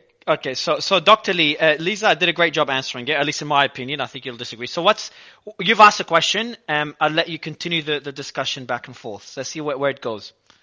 So Lisa, you think that there was some training that occurred? Do you think that the basis of that training was that neutralizing antibody that's supposed to supposedly get into the lung and block the virus before the virus can infect the lung cell? Is that what you're saying? It's a combination of neutralizing antibodies and T cells and B cell memories and things like it. It's much more complex. It's much more complex than the blood-lung barrier. It's much more complex than that. But the training, whatever this amazing training that you gave the body, you acknowledge that it needs to be retrained every 8 months. Is that correct? That's not what I said. No, that's not correct. I'm just asking because you guys want boosters every 8 months. I have said nothing about boosters. Dr. Lee, can I ask you a question? And I'm actually gonna agree with Paul Offit on boosters. Mario, could I have a turn at some point here? I just want to ask Dr. Lee one question. Dr. Lee, do you think that you're going to win a Nobel Peace Prize for your work that you've done? No, I don't care about it, Jonathan. No, but you said that's what you said. You believe you're going to win one, correct? I just want to make sure. No, I didn't say that. My mentor said that. Your mentor told you that you're going to win the Nobel Peace Prize for the work that you've done. Jonathan, you know what? Mario, Nelson, Grant, you guys aren't. I don't think you're really interested in the truth. I think what you're really interested in. No, actually, we want both sides. We want to have a back and forth. And just because you said something, and you're upset. So if we're not interested in the truth, I just spoke about what you spoke about. A Nobel Peace Prize. That's the only thing I spoke about. And now you think I'm being ridiculing you. So if it sounds ridiculous coming from me, imagine how ridiculous it sounded coming from you. But Dr. Lee, I just want to make clear. The problem is here. Joseph, please don't throw me in the batch with this Nelson and this Jonathan character that came off the clubhouse. Okay, these clowns. Grant, you're a wild ass. I swear to God, bro. But Joseph, here's the deal. I disagree with everything Jonathan Bing stands for. But you don't see me getting off my mic, STFU, Jonathan. I'm not doing any of that. I don't need to do that. You know, if he does that, it makes him look stupid, which is great for my arguments, right? So, Dr. Lee, all we're saying is, regardless of whether you disagree with any of the other doctors, just have the respect for them and have a conversation. You know, that's all we're saying, right? It's a civil space. Let's keep it civil and let's talk about it. I got a ton of respect for you, Dr. Lee. I got a ton of respect for you. In fact, what's the difference between far-sighted and nearsightedness? Maybe you can help me with that. What does that mean? Can you tell me the difference of that?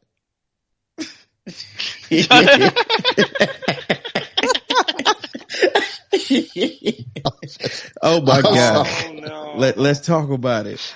But just real quick, I want to go to Dr. Bernard, right? So Dr. Bernard, you've been in a few spaces right now with Dr. Lee, right? Do you believe he has any idea whatsoever of how the immune system operates or how the lung or the heart operates?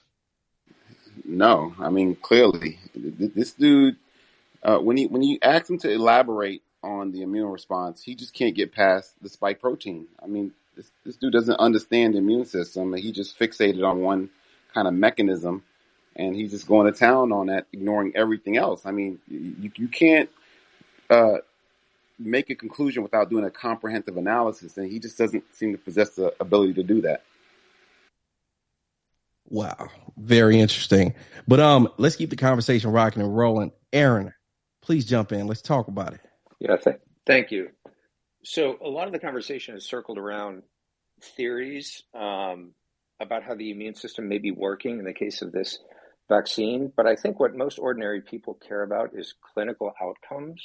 So you can measure, for example, neutralizing antibody levels after you get a vaccine. And you can theorize that that's going to correlate with protection from this particular virus. But what you really have to do is you have to do a comparison between people who get vaccinated and people who don't in terms of clinical outcomes that are meaningful. Things like, do you get infected? Can you transmit the virus? Do you get sick enough that you're hospitalized, or do you die if you get COVID? And so if you look at that data and you look at efficacy, initially, the clinical trials did not measure whether these prevented deaths. They were not large enough to do that. In fact, more people died in the placebo arm than in the vaccine arm in the phase 3 FDA clinical trials, the only double-blind randomized controlled trial of this vaccine that we're ever going to have. Now, that was not statistically significant. So it doesn't mean that you're at a higher risk of death based on that data alone if you get the vaccine. It's just interesting to note that the clinical trial didn't show that the vaccines saved lives. It did seem to suggest that it reduced the chances of more severe disease, and that's why it was approved. And initially, in the first couple of months of the vaccine rollout, it appeared to do that. So even though there was problems with the gathering of data on whether you were vaccinated or not, for example, at my hospital, UC Irvine, if you were in an unknown category, you were considered to be unvaccinated. So that created difficulties with the data. But it seemed that more unvaccinated people were being hospitalized than vaccinated people for the first few months after the vaccine rolled out. And hence you got this rhetoric about the pandemic of the vaccinated. But that started to shift with new variants, starting with the Delta variant, and even more so with the Omicron variant, such that at this point, it seems that people who have been vaccinated, and unless they have been very, very recently boosted, if it's been a few months since their last booster shot, those folks are disproportionately represented among those who are hospitalized, leading to some people to worry about negative vaccine efficacy. There was another study recently, 2 out of the Cleveland Clinic, not looking at this issue, but just found incidentally that the more doses you had, the more likely you were to get infected with COVID. Didn't look at hospitalization, but looked at infection. So that was an issue. And the efficacy with each shot tends to diminish in terms of how long it lasts. And so one of the worries, I think, in terms of efficacy is that we've gotten on this hamster wheel where, the first shot efficacy stayed above 50% for about 6 months. And then it dropped below 50%, which was the threshold for FDA approval. So then we rolled out the third shot, or the first booster. And efficacy for that seemed to last 3 or 4 months. And then with the fourth shot, efficacy seemed to last about 8 weeks. Hey, Dr. And so can I ask you a question real quick on this, if you don't mind? Yeah. Do you believe that the consensus among doctors, especially the ones that you work with, have actually have they changed their opinions a little bit on, because you're talking about efficacy and how things have changed a little bit. Do you believe that there's been a shift among the medical community? I see less enthusiasm. I see less enthusiasm. I see a lot more doctors today talking about informed consent and talking about individualized care. I'm edified to hear that among this group, because initially I didn't see that. Initially I saw, rather distressingly, a lot of pressure from doctors and nurses on patients to get vaccinated. I think that's I think wouldn't you say initially we didn't have enough data? Initially we had the lockdowns we were dealing with, and initially the pandemic was being compared, accurately or inaccurately, it's a different discussion, but to a world war. Like there's a lot of fear in the world. So would it be a fair comparison between today and tomorrow, between today and in the midst of the pandemic? Well, Mario, I've talked about this before, and I agree. There was a lot of fear early on in the mass vaccination campaign, but there shouldn't have been, because at that point we had a year-long experience with the virus that made the two most basic facts about COVID abundantly clear. Number one, the infection fatality rate was 0.2% or less. And number two, the vast majority of the people who died were over the age of 70, and that with people under 50, your chances of death were about the same as your chance of dying from influenza. So, for people under the age of 50, I saw no reason initially with a mass vaccination campaign to pressure people under the age of 50, and certainly not to mandate it in workplace setting. I'm going to add another question, and Aaron, we've been together on the panel many times before. Another question: do you have any data? And if you don't, it would be if any other panelist has that data. Countries that have had lockdowns and vaccinations, mandated masks and vaccinations being heavily promoted with lockdowns and everything. Looking at countries like some Western, like London, for example, and then other countries or other states that were a lot more lax. What was the result in terms of deaths and let's just to fatalities for now? It's become harder and harder to defend lockdowns and school closures. You'll find a lot less enthusiasm for lockdowns in the public health community today, and the typical comparison.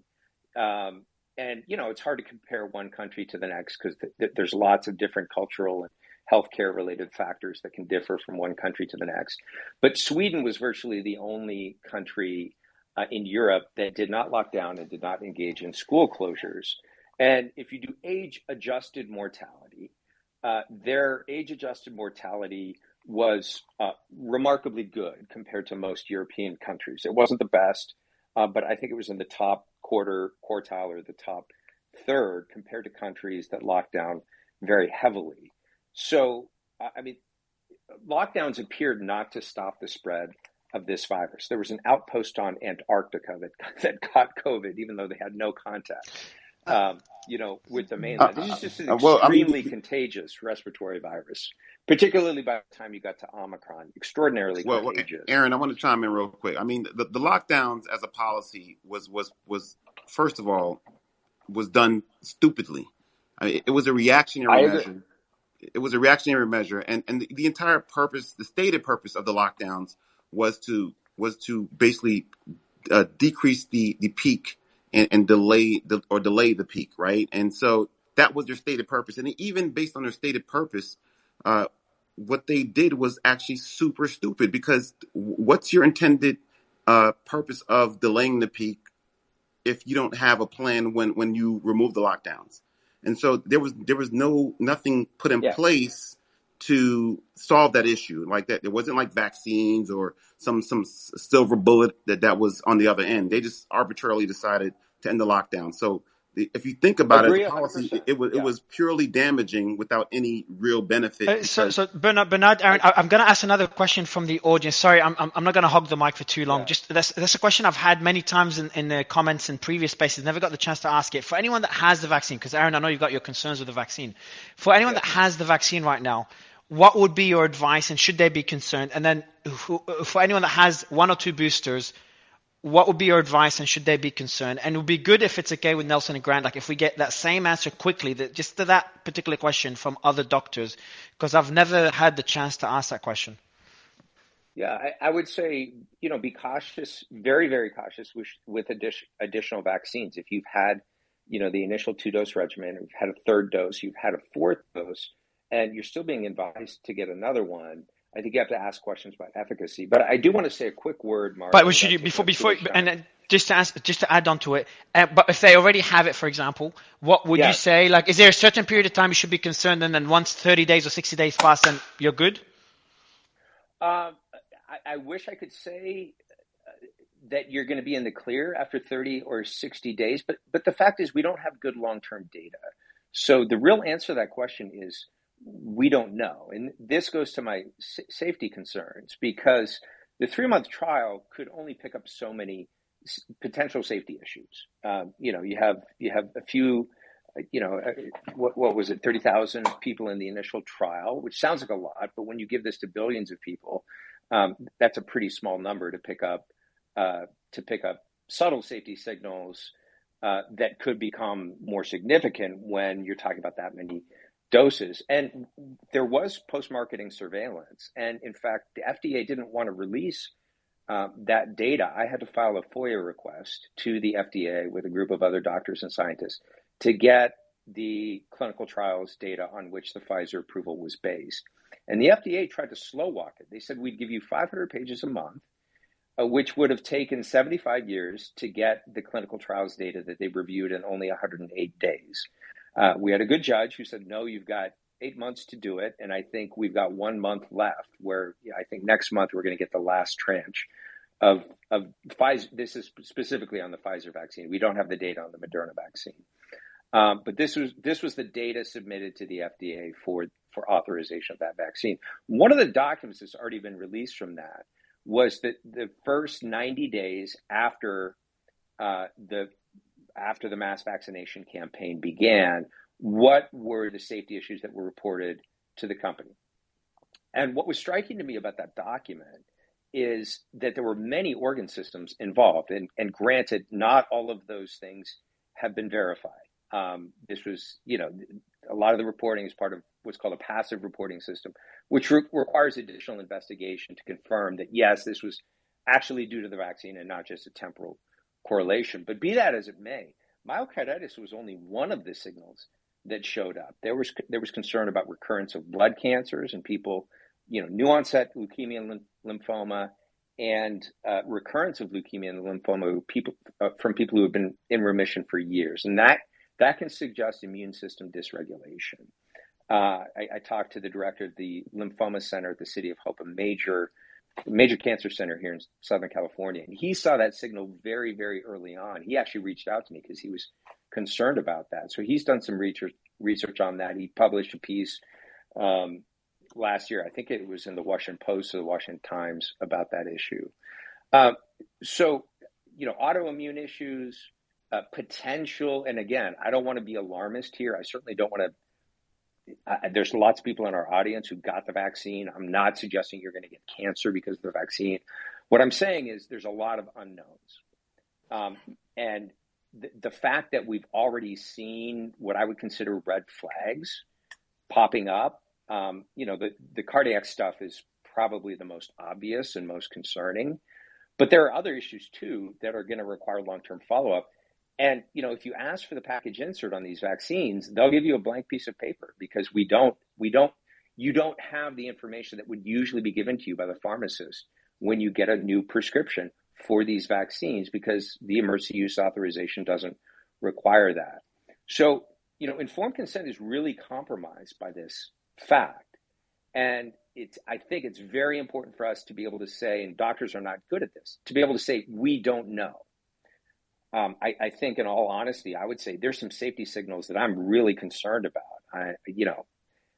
I think more than a black box warning, I think halting the use of these vaccines, given their short-term efficacy, is probably warranted unless you're in the highest risk category, over the age of 70 or 75. I'll go. So Aaron, if you don't mind, I'll go to Lisa for this. Lisa, do you mind asking that same question that I asked earlier from the audience? Hold on, let me In see the terms of, question. can you repeat the question? Like Yeah. the So for anyone that has the vaccine, no, ignore the black box. So for anyone that has the vaccine, and has boosters, should they be concerned? How concerned should they be? What do you recommend? And is there a certain time frame? So let's say someone has 3 boosters, just using a random example. Should they be concerned after the latest booster? Should they be concerned for a 30-day, 60-day period? I know we don't have enough data, but from the data that we have and from the knowledge that you have, should there be a concern? How much concern and for how long? So, and then I see Spice and New York. You can answer the question next, and then Megan, because I know you haven't spoken yet. So I think that the risk of an adverse outcome is very low. So what I'm trying to do is to tell people who've had the vaccine and who've had boosters that I don't think that they're at high risk of a stroke. I don't think that they're at high risk of myocarditis. I think that these are signals that we are that the CDC and people are following to try to assess whether or not there's an increased risk of these things. I think there's a signal, and I think that they're actually they are paying attention to that signal and they're trying to follow it. And they will make recommendations based on what they find in hard evidence. So I don't think you need to be scared. I don't think you need to be scared if you've been vaccinated. I also don't think you need to be scared if you have questions about the vaccine. I don't know how well that answers that question. I don't think there needs to be a black box at this moment because I don't think we have enough data to suggest that there is. So you're saying, Lisa, what you're saying, just without the black box, so what you're saying to this particular question, and I'm sorry to hog the mic a bit too much this time, but I just really want to get maybe 2 more opinions on this. So what you're saying is that you should not even be concerned at all, even if you have multiple boosters. Okay, Spice NYC, I thought you'd disagree with this. So I thought you're gonna agree with this, but you seem to disagree. No, I'm like, gonna agree with it. First of all, I just want to say hello, greet everyone, Mario Nelson. Hey. Thank you so much. So what would your take on this particular question? Thank you for the space. I am pro-vax. I align. That's what I thought, but then you disagreed with Lisa. That's weird. Because I'm going to tell you why. Tell me. Let's talk about it. Let's talk about it. I'm going to steal Let's talk about it. You can't really box me, you know. I'm a little bit individualized in my practice. So I just want to say I align with Jonathan. I'm pro-vax. Oh, hell no. I know, Nelson. Thank you. I love you. Thank you so much. I love you. I love you. I align with Dr. Rogers. I am a nurse practitioner. I've been a nurse since 2004. I've been practicing medicine since 2016. I lost my job in the pandemic. I started doing pandemic work. I've mass vaccinated thousands. I was part of that project. And I feel my phone shaking, the energy through the phone with everyone, because I know I'm the minority in here. I was committed to the project. Today's an exception. We have more pro-vax people than usual, so you don't feel too nervous. Okay. I've mass vaccinated thousands, monkeypox, COVID. Okay. So the audience, okay, enough. The audience is gonna give you a lot of hate messages. So what's I'm saving you. So what's your take on? So do you think people that have the booster should be concerned, despite what Lisa said? Mario, you're so fast. Okay, so in my practice, I try to practice ethically. Okay, and I make sure that every patient gets the vaccine information sheet. And I go over the vaccine and the side effects. I go over possibility of myocarditis. I go over the blood clots. I have to observe you because a very small percent are allergic. I need to make sure we don't have to intervene. That is my ethical practice. I cannot turn a blind eye to side effects. Every drug has side effects. As a clinician and as a provider, you have to educate your patients. And I will tell you, I've had patients walk out and say, I need to think about this. I give them the Pfizer and I give them the Moderna. Okay, I did my due diligence. I cannot put my fears or, anything on that. That has to be, I could show you the facts. I could show you I worked alongside with the Department of Health. I worked alongside with the DOH. I worked alongside with Health and Hospitals and the Migrant Project. I go by the protocol. Do you mind if I go to Megan Spice just to balance it out? Go ahead, Grant. Mario, can I just ask I'm a question to real speak quick? on masks, though. So if you want to finish up with Can I vaccinations, respond as another Mario. Yeah, go ahead, Grant. you want to? Well, I'd like to ask her. Okay, I'm 64 years old. What would you tell me? Well, I need to know your medical history. Okay, I don't really have any. Good, you're perfectly healthy. Yeah, should I take the vaccine? You can go on your way now. What does that mean? No, it means that I would assess you. Again, I'm pro-vax. I would say here is the vaccine. The benefits outweigh the risks. Uh-huh. I would go into So that. what are the risks? What are the risks for me? So, you have the risks for you is like most people that are healthy. You can get, there is a percentage of getting myocarditis, and then I would educate you on the signs and symptoms. What percentage is the myo? I don't have that data in front of me, but it's all over the place. What about the blood clots? I'm hearing about blood clots. Yeah, I would say if you're concerned, you could always take an aspirin. You could always follow up. Well, I am concerned. That's why we're having this conversation. I thought you were going to tell me about, I hear that you're pro-vaccine, but what are the concerns I should have? I think you should focus more on the benefits. No, I'm not interested in the benefits right now. Well, then why get vaccinated? If you're not educating me at all. You're just arguing with me. Well, if you're not listen, if you're not interested in the benefit of a vaccine, then why don't you guys stand up to Big Pharma the way you're standing up to me right now? Let's talk about it. Why don't you guys stand up to this fucking stupidity that has been delivered on TV for fucking 3 years about masks, 6 feet, these arbitraries, these complete made up arbitraries that are so ridiculous. Plexiglass. With masks. Well, yeah, but you guys, I know you didn't have anything to do with it, but you know what? Would That pharma doesn't have clean to your do hands. with Excuse me. I believe our military is vaccinated. They're on the front line. Yeah, they removed that mandate, by the way. World. That mandate's over. Thank you for having me. Oh, you're out of here now, huh? See, that's how much backbone you guys have. It's unbelievable. He muted me. Spice. And she didn't educate me. She didn't tell me what the risks were. She started ramming this down my throat. Like, you need to take it. Look at the benefits, not the risk. I'm like, it got us out of a pandemic.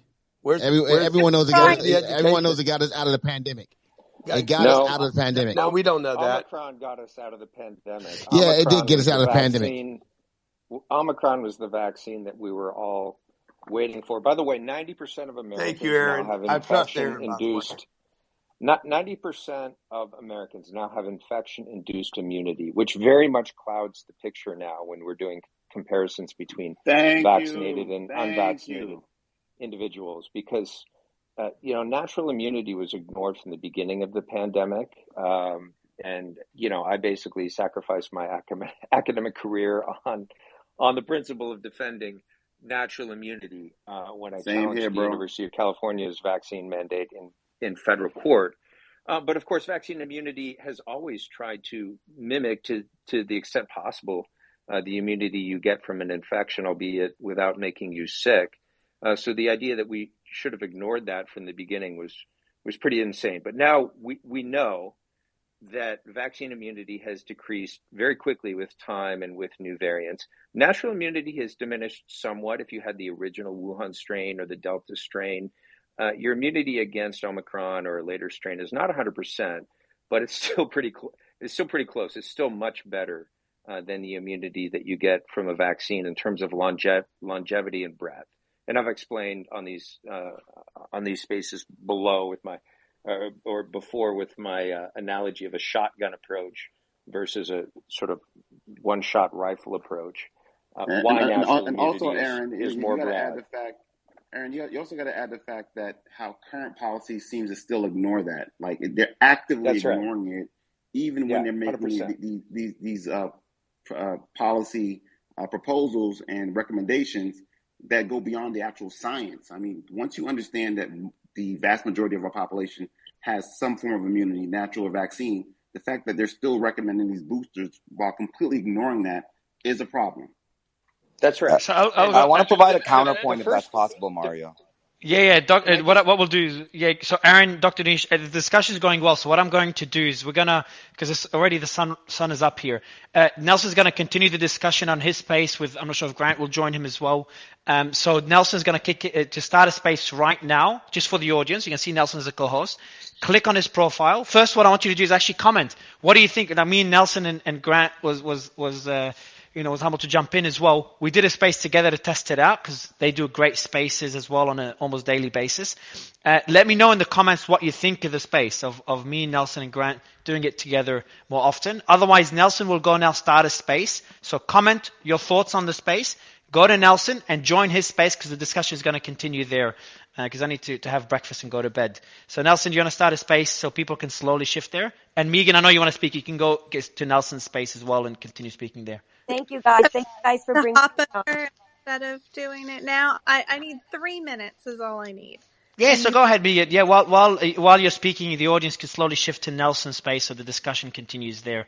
Okay. So go ahead, I Megan. have to go. I'm so sorry. I have to go. No, Nelson. Lisa. All right, Lisa, well, a pleasure to have you, Lisa. Thank you so much for joining. You, Bernard, everyone else. If you're not able to join Spice, first time you're on the panel. If you're not able to join Nelson's one, so I appreciate you being here. But yeah, so everyone, you can go to Nelson's space while Megan, you give us your thoughts. I can hop over there if you'd prefer. Yeah, do that. You could jump. Actually, go there. So let's have everyone go to Dr. Aaron. Make sure you go over there, Aaron, because you got some great intel there. Okay, so Will this? I don't know who I'm switching to. Nelson. Nelson. Yeah. So I'll what I'll do is I'll DM you the link and Okay. you could join it.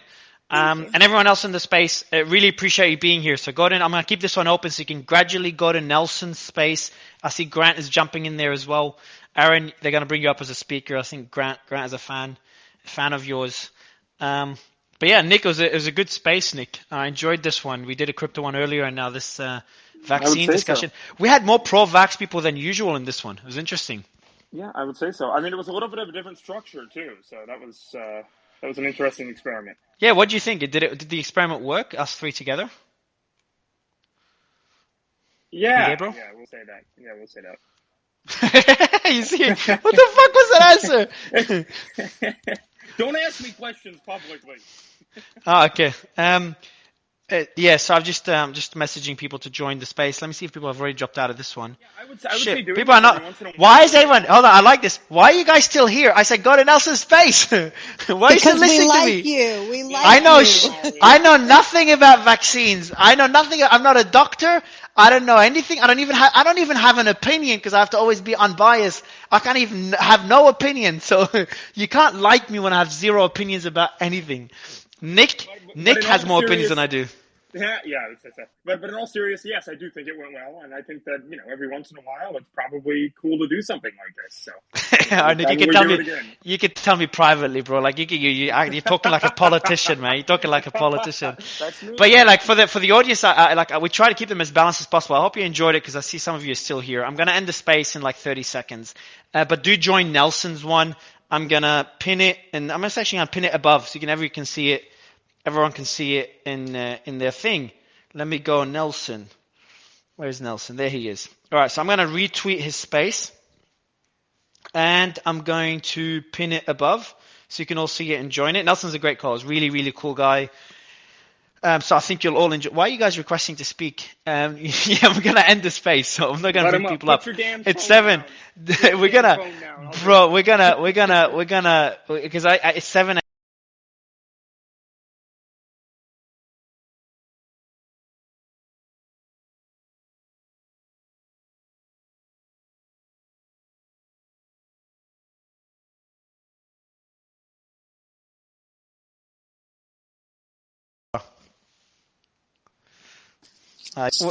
Yeah, you can. We're ending the space. So I'm giving you like the final word before we move everyone to Nelson's space, which I've pinned above.